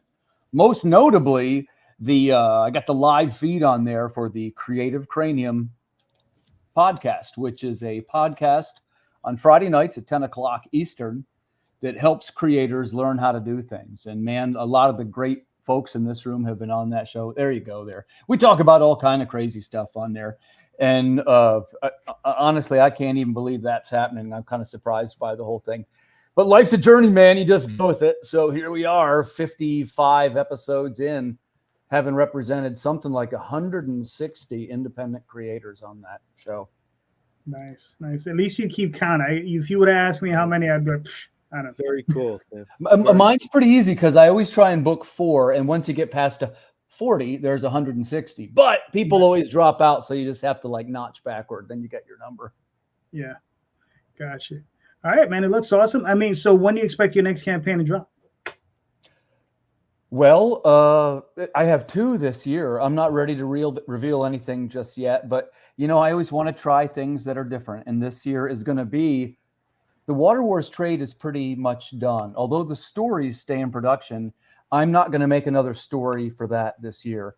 This year will be Call of the Cryptid 2. A lot of juice now is going into this cryptid book. It was our most successful Kickstarter. It was 220 couple, whatever. So they said, hey, if we were a band and we came off stage and everybody was cheering, play another song like that one, you'd play another song like that one. So that's what we're doing with the cryptid book. You're going to see number 2 come out, and it's going to come with, a new star map. It's going to have a really wild sci-fi theme song. It's going to be a lot of fun. And then in November, it'll be the launch of the novel, which is the first full-length novel from Earth Dog Studios. That'll be November. I can't really say too much about that just yet, but the Kickstarter is approved. All right, cool. All right, so here's my campaign is currently running another 25 days. We've already met our goal. We got 35 backers. We're, of course, looking to expand that number. This is Magi's Grace, a Lovecraftian horror fantasy. And we have Magi and Grace, 2 cryptid monster hunter fighters. Which one is Grace? Excuse me? Which one is Grace? The lady. Listen, you think that's a joke. We're in a new era. I'm not here to I know you get confused, but So yes, the lady is Grace. And then she's featured on most of these covers. These are okay. So this is a cover by C. Michael Lanning. This is the A1 cover, and it has her with this giant werewolf that they fight in the first issue. And then we have this cover is by Matt Lunsford. This is an homage cover to La Blue Girl number 3. And I explained this on Jay's show yesterday, and I think on Larry's show as well. This is actually La Blue Girl number 3 was actually the first comic that I ever did professionally. And what I mean by that is it's the first comic I ever actually got paid for to write for a publisher. So I figured, hey, why not? Let's do an homage to ourselves. So I had Matt Lunsford, the original artist. What year was that? 96. Okay. 96, yeah. I worked professionally from 96 to 98. So yeah. So, and it was good stuff. It was a good living for a little while. Buy your other house. No, well, it wasn't that good, but it was all right though. I had to, I actually don't like writing for other people. Like I don't like pitching is what I don't like. I don't like doing. So it's why I never pursued a career professionally. So yeah, I have all these other covers: Pablo Verdugo Muse, Lena Dye. Right, we have Elsie Freitas. And unlike Larry, I don't have a problem with nudity. I don't, we put these out there. Like I said, La Blue Girl was originally a XXX book, so I got into it very early on. So it's the sort of thing to me. It's like, whatever. Narcelio Souza. We also have Joel Souza. And this is Johnny Segura. Oh, nice. Yeah. I know who that is. I always liked his artwork. Yeah, I mean, I wanted to give Johnny a try. I mean, I've been talking to him back and forth, and for a while, I was like, you know what? Let me give him a shot. It's worked out. He sold a few covers, so it's all good. Then we have some pages by C. Michael Lanning. Show the interior of the book, some sexy fish ladies, some vampire stuff going on. This is all part of the plot that goes on. And this is the first issue of a 4-issue limited series. And that's pretty much it. And all right, let me stop this. And when does this come out? Hopefully third quarter this year. Okay. So that's what I'm looking for. And then I did these things, the coasters, and I will be dropping these in very, very randomly into everybody's pledge or whatever. So there we go. And then Larry, we got some good news for you. Carlos put you over. All right. Congrats, shout out to Carlos, man. Yeah, I noticed that we hit the $10,000 US mark, so appreciate that. There you go. There you go. Thank you, Carlos, for backing the book, man. All right. So Jay, do you got a question? No, let Timothy go. He had something chopping at the bit. I do have one on the burner, and this is because it involves all the people in this room, because it's pretty much this weekend if you want to order books in time for Free Comic Book Day. So is anybody ordering a variant cover of their own book, like an 8-page or whatever page you do, as a handout for Free Comic Book Day? No. You're not doing it? Nobody's doing Free Comic Book Day? But I'm going to a shop and doing signings and selling books, but I'm not giving free. And I have books that I will give away, but I'm not making anything special. Yeah, my suggestion is, and because making these things is expensive and you're just giving them away, because I always wanted, I always suggest to Ben in AP is AP should do a Free Comic Book Day book. And the reason why they don't is the cost involved. But, if I was to do one, I would like to do it through them and have AP pump it out. And yeah, hey, cool. Larry, that's exactly what I'm talking about with the deal that I tried to, I'm sure he would do it with you. It was, they paid for the first half of the cover run and it would have the logo of the store on it. And the store was going to pay to have their logo. And I provided the artwork, which I have lots of assets for artwork. So, I had something that had never been seen before. And it said AA Comics Presents. And it was like their logo. It was the comic store's logo. And what it was like an 8-page preview book. It was on high gloss paper and everything, but it was like a 99 center, you see. And we handed out, I guess it was going to be, it's 500 of them at a time. So real money, AP was in for $250, and I think the store actually put in 200. Oh, that's cool. Yeah, so it ended up being a good deal for everybody. Because again, what you're trying to do is get people to notice your books, right? Yeah. Did you get those offset printed? So I mean, because at 8 pages, not that expensive. Well, I did this. This was 4 years ago now, but yeah, it was Comics Wellspring that did it. It was an 8-pager. Gotcha. They do offset printing now? No, they do offset printing. No. It wasn't offset printing. Oh, okay. Yeah. Okay. It was nicer. Put it this way: it was nicer than a flyer, but not quite a full comic. Right. But I was just saying, you could have probably gotten a better deal from an offset printer. Probably would have been like half the price, and you gotten double the books. Oh, yeah. Well, that's a topic for another night, right? I'm on the cusp of where I'm going to be starting to submit files for Chinese copies of the trade paperback. It's a whole nother world, right? You kind of have to do it to be competitive. Like the money from the Kickstarter funds the first wave of the, look at that. This was for a printer in Japan. Usually for my floppies, I do, domestic. But I definitely had for like. That's a die cut cover. Motherfucker, that's nice. And volume 2 is coming out in this spring. That's nice. Hold that up again. Yeah. Hold that up again. Calderon, give him a single on that, bro. Give him a single on that. Come on. Hold on. Wait a second. Talk amongst yourselves. Guys, we're going to take a closer look at one of Rob Multari's books. Look at this guy. Woo! There he is. Look at that. That's very cool. Yeah, that is nice. Good shit. Yeah, so like I said, volume 2 this is going to be coming out soon. What I like is that their heads are just about the same size as yours. In the book. Yeah. It's because it's fun to do this. Hey, Rob, can I ask you this question? Did you come up with that design or did you submit to their in-house design? No, so Carlos and I did all the design work. So he did the illustrations, I did the design. I came up with the idea. So each cover, like that battle scene that's on the front under the die cut, volume 2 will be on one side as a connecting cover, and then volume 3 on the other side as connecting. Basically, it's the good and bad wolves fighting each other, kind of coming in together in the middle. That's very cool. That's very cool. And then like the different werewolves will be in the die cut per volume. The wrestling of the next 5 to 6 years is going to be the trade paperback market. Like I notice all of us are moving into trades. Yeah. Mm-hmm. Yeah, but that's just a great front-facing book on a shelf. You know what I mean? Mm-hmm. That should be on shelves, kid. I'm hoping to do like a slipcase too, when all 3 are put them in a slipcase together. Okay. But yeah, if they want to put them together on the shelf, just all 3 out, it's going to be a gorgeous looking piece. Now, You gotta by the order way, minimum I of- want to say to the, I thought that was a very interesting question. I'm a little bit surprised that nobody's really, like, you're doing a signing at Free Comic Book Day, but you're not necessarily giving away a free comic though. Oh, I don't give away have books, the but I'm not making something new for that. no, yeah. Yeah. I have extra books. When we do our Kickstarters, we overprint our basic A covers. So I've got, I can easily take 20 or 30 copies across our line and be like, here, take some books for the day. That's So, where offset printing comes in. You can do that, right? One of the things in business is cost of acquisition per customer. Right. They could spend up to 20 up to hundreds of dollars, right, to get your information.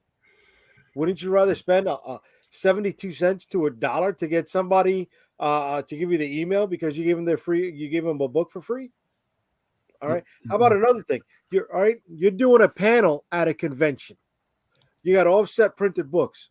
You walk into the panel before it starts and you drop a copy in everybody's chair. So now when it comes time to you to speak, hey, you reference the book that everybody now has. Right, They exactly. can draw a correlation between what's in their hands to the person that's talking on the stage. Well, wouldn't it be better? To go ahead? Jay's go about ahead, to Tom. say. Go ahead. No, you're going to say the same thing. Yeah, I says, wouldn't it be better to steal Tom's idea? Drop a voucher on everybody's seat, make them go back to your table for that free book, so you can possibly sell them. I like more that stuff. too. Yeah. I like that too. There's nothing wrong You with tell that. everybody at your panel, come down to the Big Dog Ink booth and you all get a free copy. That way they're all hanging out at your booth for the next 30 minutes and you make it look like something's going on. And other people, it will attract other people. Yeah. Yes. Right. And that's what it's all about. It's getting eyes on your product. Look, So my Jay, God, we're talking marketing strategies. Oh.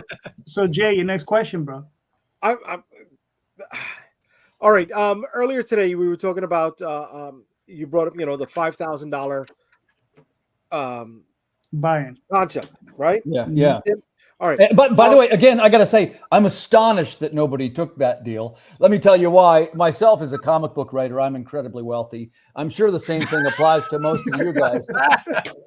Only Tom. He's the only one with a lake.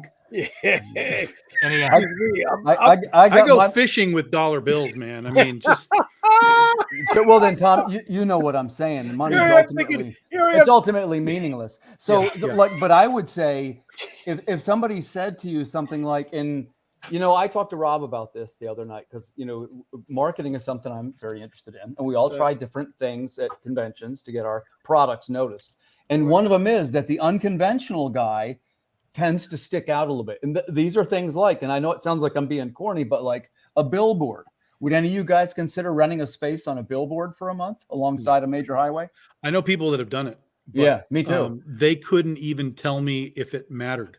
Like they had no way to know what the ROI was. Well, but now that's the thing that you scan with your QR code. Are you going to scan that while driving on the highway? Though? Right. Yeah, supposedly. Are you moving fast enough or slow enough? It's a nice traffic, and I'm pretty sure people aren't awake yet. Yeah, it's a nice thing to say you did, and it's cool to take pictures of it and be like, hey, look what we did.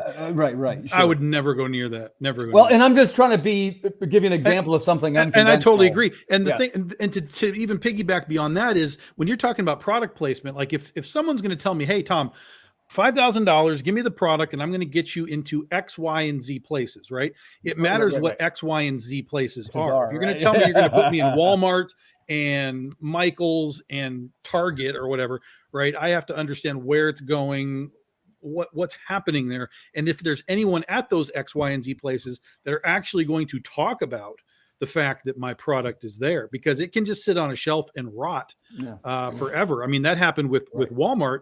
These meatballs that did an Indiegogo campaign that totally scammed their backers ended up taking $100,000, printing up I don't know how many hundreds of thousands of units, and actually taking their books to Walmart to get mass distribution across Walmart, and that stuff just sat and rotted because nobody cared. They didn't know where it was being placed, so they couldn't push it. They couldn't say that it was on this aisle or that aisle, when it really should have been in either their book, their collectible, or their toy section, all right, which Walmart has in all of those, all right. Sometimes it was placed in the customer return section, right? And well, that's my point. Is it has to go somewhere where it's being taken care of and curated, right? Even at my Walmart, though, it was right with all of the magazines and comics and stuff that they already had. it was right there on an end cap with a big wire rack, and it was all sitting there. And I was like, oh, that's cool. And then I kept coming back, and I'm like, no one's buying this. Every copy is still there. Every copy is still there. And then eventually it just went away after 2 issues. So it has to be going. So if you're going to pay to get in, if you're going to pay to play, as they say, it has to be going somewhere that's curated with people that are going to be, hey, we have Big Dog Ink. You need to see what this is. I mean, I actually like. I have all those books. I actually like them. The only problem with those books is the price point. Is they're $5. Yeah. And I mean, when you're in a place like Walmart, they got to be like $2. Yeah. You know what I mean? That value has to be there for that parent. You know, they have to be bundled. You know, maybe if you got 4 books for $10, that might be something a parent might be willing to get their kid. Yeah, but a parent's not going to buy something called Red Rooster and, you know, whatever else they had. That was the other problem is that's nothing that they had was going to appeal. The other one, no one's going to appeal to kids. It's not they're not kids brands. But even when the Image stuff was in Walmart, it was clamshelled. You know, it was two in the front and one sandwich in the middle. Yeah, but those guys, just like we talked about, right? Offset printing, they're overprinting that stuff by tens upon tens of thousands. Their unit cost is like a dime, so they can then just say, "Hey, let's take 3 copies and send them to Walmart and sell them for $4, and we make." You know, if we make 50 cents a package, we're quadrupling our money. You know, right? But those were special orders done through a broker. Yeah, right. That wasn't even Walmart or them reaching out to Walmart to do that. Right. You know, you had somebody who was in the game. He was in the distribution game. Yeah. So, all right, cool. Well, to circle back around on that, I wanted to I'm trying to put a number to it because I think we do agree that there's a number value on marketing. No, there isn't. There's no number to pay to play for comics. Yeah, I have to agree with Tom. Yeah. Here's the thing. Tim, I have something that I've been thinking up. I've talked to Jay about it. Tom's heard a little bit about it. Hopefully in the next couple of months, you know, we'll do something, because what I want to do is I want to get information in the hands of fans, right? And I want to get it to them in a very economical way, right? So I want to get it to stores, and I want to get it in the hands of fans, and it has to be the point of entry for retailers has to be next to nothing, all right? Because that's the only way they're going to even consider it, right? Because they're not going to spend any money on independent comics that they don't know, because truth be told, they don't know who we are. They don't care. Right? How do you get eyes on product? How do you get eyes on product with the least amount of financial barrier to entry? Exactly. So that's what I'm looking at now. It's going to be a physical thing that's going to be given away, hopefully to fans. Yeah, but here's the thing though, Larry. That, you know, those comics are fantastic, but it's only reaching so many people. You know, and not every store. The problem is that not every store even carries indies. And then among the stores that do carry indies, like for example, my store does not carry Antarctic Press except for my book. And now that doesn't mean that it won't shift that way if my book sells well, but it's not just a matter of indie publishers existing. It's something that has to be shoved in their face. And if you have, and basically what JD is trying to come up with is like a comic shop news, that little newspaper thing, right? But it would all be indie stuff. It'd all be indie stuff. Yeah. But you're talking about advertisement in general, right? So like, even if Antarctic isn't the biggest, someone say who goes in and buys Punchline 15. The best way to advertise comics to people that buy comics is inside comics. Someone's going to open up the book. Sure, but you have to get somebody to buy the book first. Right. And so if they can, let's say somebody goes, here's what I'm talking about, Larry. Here's what I'm talking about. You can't make if they're going to buy the book, they're going to buy the book anyway. The point is to try and open up the eyes of more people, right? So let's say somebody goes into the comic book store and they're just sort of a normal guy, and they're like, hey, let me get my books, blah blah blah, and they come up to the front and there's a comic shop news, right? But it's not comic shop news; it's JD's indie thing, and he just takes one of those things home. Right, whatever he's going to call it, indie shop news. So he takes that thing home with his other books. While he's reading his other books, he goes, "Okay, let me see what this weird newspaper thing is. Oh, look, there's Niobe. Oh, look, there's Critter. Oh, look, there's like Oswald. Like, what are these things?" Then he can then go back to the store and go, "What are these things?" Tell me how to get Right. these things. Right. Because it's free to the retailer and then it's free to the consumer to just Someone take still has home to pay to and make study. and print this stuff. Like the reason why you don't really see comic shop news in a lot of places now is because people get their information online, dude. You know? Well, here's the thing. Yeah, but you're not going to get information about AP if you're not looking for information No, about you're gonna AP. get This it is the by thing. The an whole AP point is to book. put something. The whole point is to put something under their nose, almost without them knowing it, and then just be like, "Hey, here's the thing. Take it home and look at it." Look, every time we're in Previews magazine, anytime someone walks by the shop, Dude, very few people buy Previews magazine. Very few people buy Previews magazine. Look, JD buys it on a release. I've said this time and time again, dude. When Dinesh first brought back Valiant Comics, which arguably was top 10, right? Or when it came back from the ashes, he said 80% of their revenue came from 18% of the direct market. If we're saying that is 2,000 shops across the country, that means less than 400 stores. There's 360 stores. Yeah, dude. I mean, how many people noticed Walking Dead when it first came out? You know what I mean? And it took time for that to grow, and then it became what it is today. You know? France. They wanted to know why so many copies were being bought out there. And they hyped onto it, bro. We had 4 volumes before they were selling in the 6 digits. The idea is, and you want to advertise. You got to advertise in the products that people are buying, right? So you buy a comic book and you see an advertisement for another comic book. Like you read X-Men and go, "Oh, Sure, shit, but Walking that Dead X would have Factor looks cool. I might go buy that." Now. Walking Dead would have the advantage of being advertised in Spawn. We don't have that advantage. We're all advertising. No, we have the in lower advantage level of being things. advertised in Common America, in Ninja High School, in Tomorrow Girl. In Those Critter. books are not selling Spawn numbers. No, give it time, brother. Like, Well, what of is course, this with time- of overnight course, success? You're not. I'm not arguing with you about I'm time. talking 10 I to totally 15 agree with years you. of consistent I publication totally through this agree with company. you. But advertising in Common America doesn't matter if the store doesn't carry Common America. Sure, but Okay, so how do you get somebody? So how do you get somebody? Are going to come Wait a in. second. How I'm do you gonna get answer your somebody to question. buy Common America in a store that doesn't buy Common America? Because people are going to word of mouth. It's going to keep spreading it, dude. Eventually, someone's going to come in there and say, "I want Common America," or eventually they're going to. So why not? Hold on, so, not done yet. No, wait. You're Well, right. how long You're has it been right. on But the let me shelf? take the How next long has it step. been published? Why not start the word of mouth with what JD is talking about? You create the word of mouth on your own by what JD is talking We about. do that every day. We go on a podcast every day. We No, post that's on not the same Facebook. as being at a store in front of people's faces every single week as they go up to the cash register and be like, "Here's my books. Well, to be Here's honest my with money. you, Let me take this free item." the That's a publisher needs completely to different take thing. more handle on that. They need to be providing newsletters. They need to be providing promotional posters to put up in shops. They need to But they be doing don't. them. But they should be. But But they don't. But that's the answer to your question, though. But they don't, so we have to do it. That's the whole thing. Right. No, Until they don't. do So it, we should push have them to do to do it. Is the answer.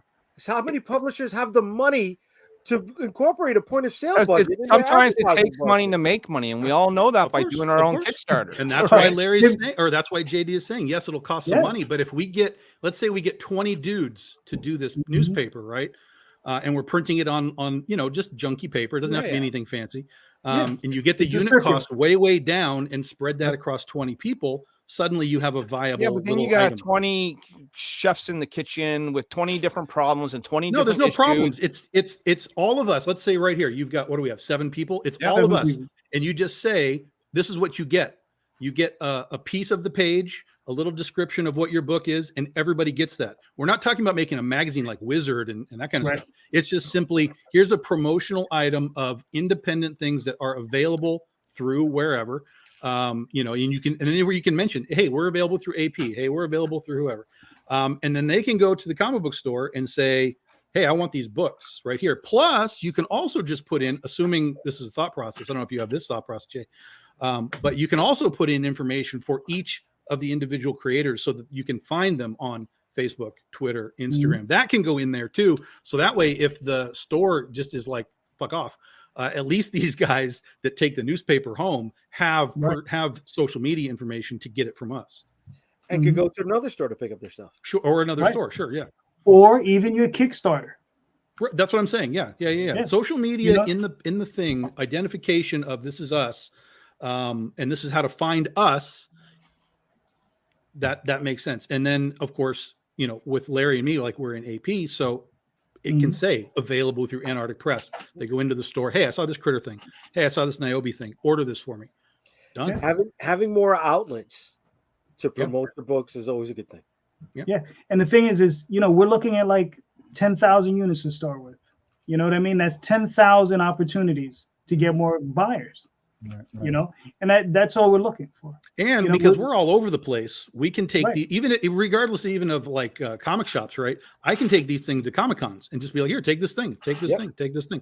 And we can stick it into Kickstarter things. If we're all doing Kickstarter, just slide it in there. Hey, you can get Kickstarters from these other guys too. So it's a really low level, easy. Yeah, it's a barrier. It's a really low barrier of entry for just a simple, basic advertising thing. But how often are you going to do it? Are you going to be able to keep up with it? You know what I mean? Well, again, it's and not then you have to magazine, juggle right? all the personalities. How come you didn't promote me in this and you promoted that? Like, I just see a big mess with this. Whenever I hear ideas, like you don't have to do it, Larry. Larry, life is a mess, bro. Life is a mess. Yeah. I've been a manager with 60 to 70 coworkers. I've managed, people. Yeah, and here's the trust thing. me, I will manage. Yeah, here's the thing. That's the thing. It doesn't even have to change, right? If you had, let's say you had 20 people, right? You don't even have to change anything. If you run out of your 10,000 copies, you can just literally print it again because nothing changes. Now, if you want to, you can go in and template out covers and stuff like, hey, here's a new cover or whatever, right? But technically, you don't have to change a thing because it's really just an advertisement for JD does Oswald, right? Larry does Niobe, Tom does Critter. That's the advertisement in the thing. So it would be very easy to change out covers and just be sort of up to date. But the whole point is just advertising what exists. It's a 16-page plate. If you can get 16 people to come in and buy one plate, it's $120 a pop. Right. Going back to Tim, do you want to spend $5,000 to pay to play, or do you want to spend $120? Right. You're asking me directly. My sense is the truth is closer to my answer than his. I think there is, in fact, a pay-to-play model. That's why every company does one. And you just have to find where your point. You're not wrong, but I think in the context of what you're talking about, Tim, is that when those companies are paying to play, they're getting curated effort. You know what I mean? Like you can literally pay to be on the end caps of Walmart and so on. And then Walmart is curating, or the other side of that is that the companies actually send out people to make sure they actually have street team to make sure that the stuff is set up right and all that kind of stuff. So we don't have all of that. No. But if we're going to be able to say, hey, look, we're going to advertise 20 people with a 10,000 unit thing and everybody pays a couple $100, that's a massive amount of reach across all of us, just sending out pamphlets through Kickstarter, putting them in comic book stores, taking them to Comic Cons. Like that's a gigantic amount of reach potentially. And if you only had to do it every 6 months, that's a pretty easy thing to swing. I will just state for the record, JD knows this too. I'm pro team up. I advertise in my books now. I got 4 creators that I'm teamed up with. Well, Larry and his buddies used to do that all the time, just on their own. So, well, but I'm prior to AP, you were doing it. And now you're with AP. Now, when AP comes out, they advertise all the other. Not only that, like there's value in that for sure. Even my own book outside of AP, we're now advertising AP in that book. Like we've gone that far. Cool. You know what I mean? Yeah. Well, and I also I meant for conventions too. Like you guys know, I'm a little bit teamed up with David Daub, if you know him. He's a sort of a tireless indie promoter, a hell of a good guy. And without him, I wouldn't have got into, like say Boston, for example. Plus Dallas is on there. I wouldn't have got into Dallas because I have credits and stuff, and I have the AP credits, and I have more books out than some people do. But the cons are hard to get into as a guest. Tim, just give me a moment. John has to jump off. So, John, before you go, please let everybody know where they can find you and your work, sir.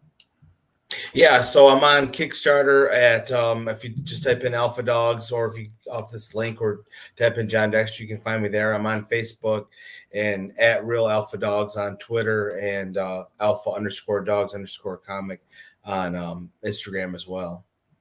All right, cool. And it's also in the show notes. So I put the link in the show notes, so go check that book out. It's an awesome looking book. Thank you, John. It was nice to meet everybody. Good to meet you finally, John. Yeah, talk to you too. Take care. Bye. Way to be good shit, John.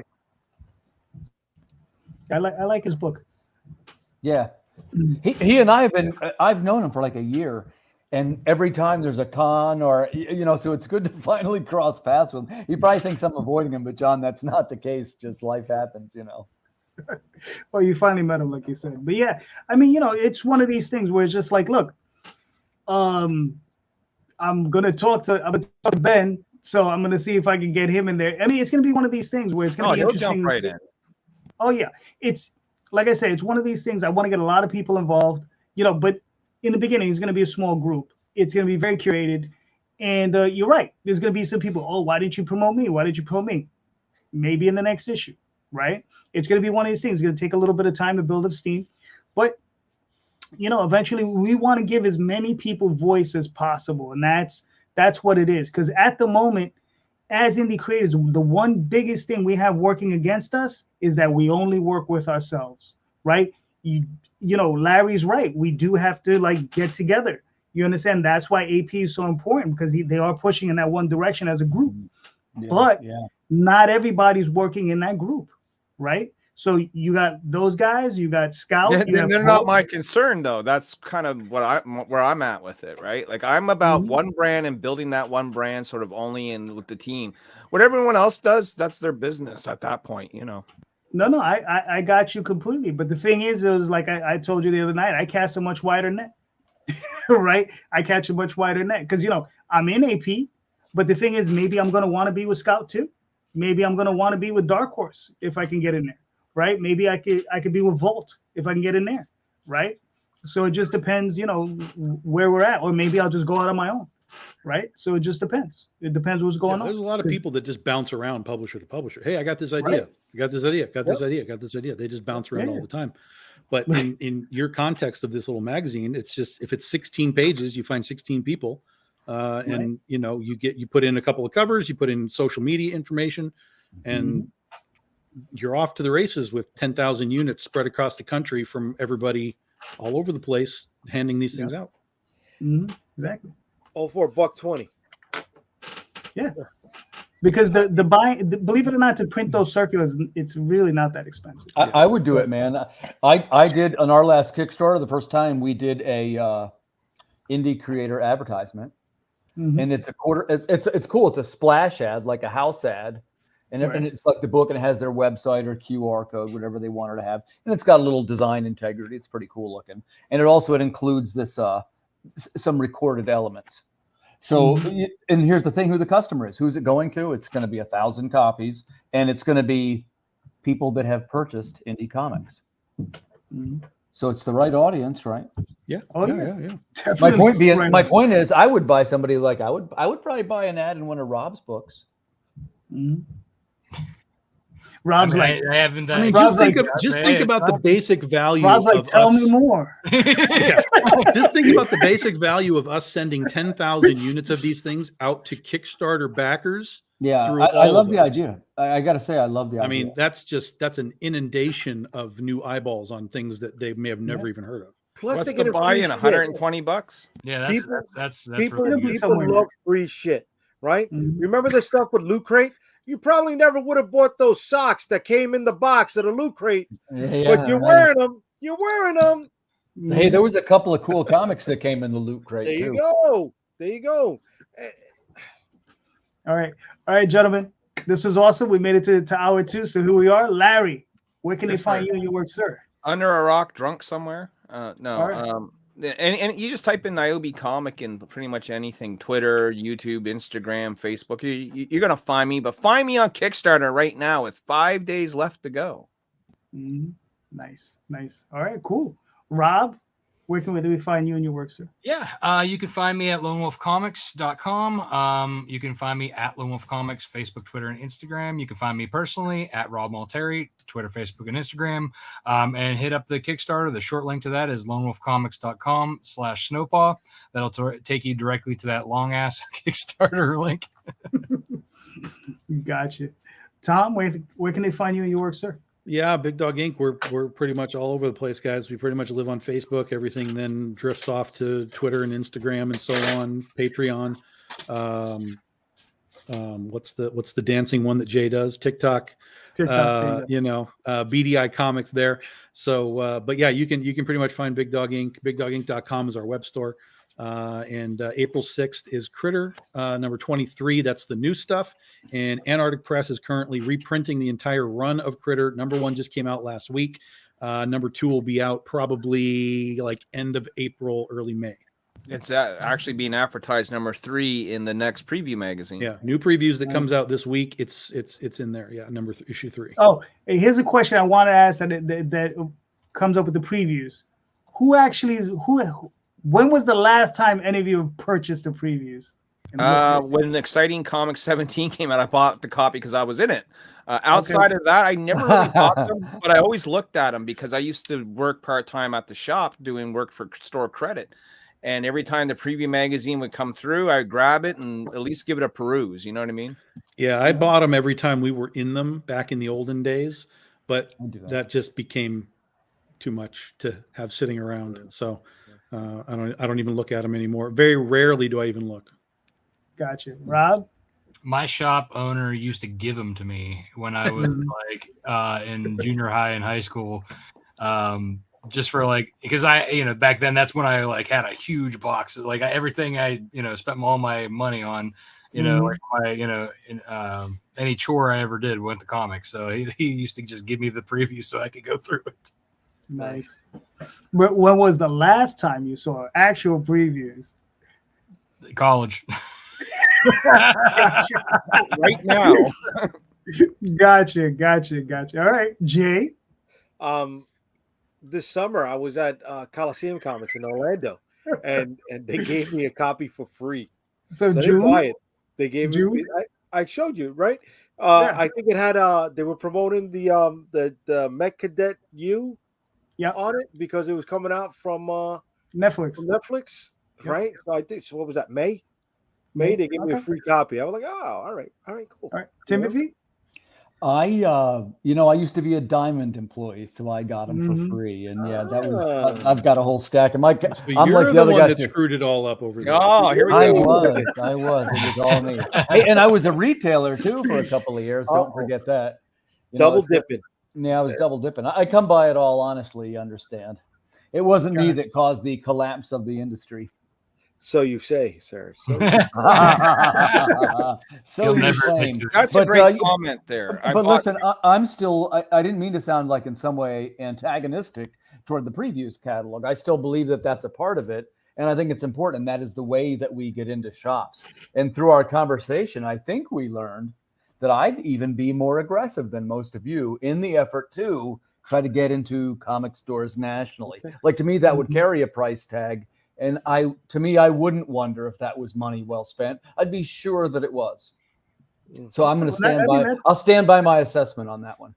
That's fair. I mean, I pick up the previews monthly, like a crackhead, seeking that next hit every month. I'm in my LCS. I'm in Midtown Comics. I'm picking that up every month, and I go through it religiously. I take 2 days. I sit down and I go through the whole thing. Anyway, well, there's 3,300 comic stores. Is that what it is? Something like that, right? Roughly. Really?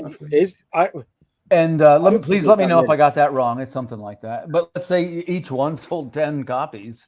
You wouldn't have to do that too many months in a row till you were having a pretty good lifestyle. You'd be attaining Tom Hutchison levels of yacht buying. Oh, wait, you're buying multiple yachts now? How big is your? Well, JD's got 2 boats or 2 houses, so I better have 2 boats. Yeah. Yes, I have at least 2 yachts. There you go. I get to stay in the guest house, Tom. You get to stay in the guest yacht. House. There you go. You can stay in the boat. The guest yacht. Yeah, there we go. Yes. I got to trade mine in. It doesn't even have a place to land my helicopter. That's a disgrace. So, Jay, where can they find you in your work, sir? Not on a boat. I'll tell you that. I'm on a boat. I'm on a boat. Boats and house. UnstoppableComics.com. You'll find all of my social media links on the website, unstoppablecomics.com. All right, there you go. Mr. Timothy, where can they find you in your work, sir? The best place to follow me, there's 2 ways. Of course, I'm on Facebook, and I try to put all the promotional type of things there if you'd like to follow my writing projects. But they also, YouTube has what they call a handle now. I'm at Timothy Fling. If you want to follow me on Facebook, and we talk to lots of cool creators about the things they're making over there and how they made them and why they made them. And the best part is I stole the idea of how to make the show. I stole it from this guy that I met who does this Sunday night podcast. I wonder who that would be. But yeah, thanks so much. And we're getting a little bit of support. And like I say, any creators that want to come on, man, you guys are all awesome. You're all welcome to come on.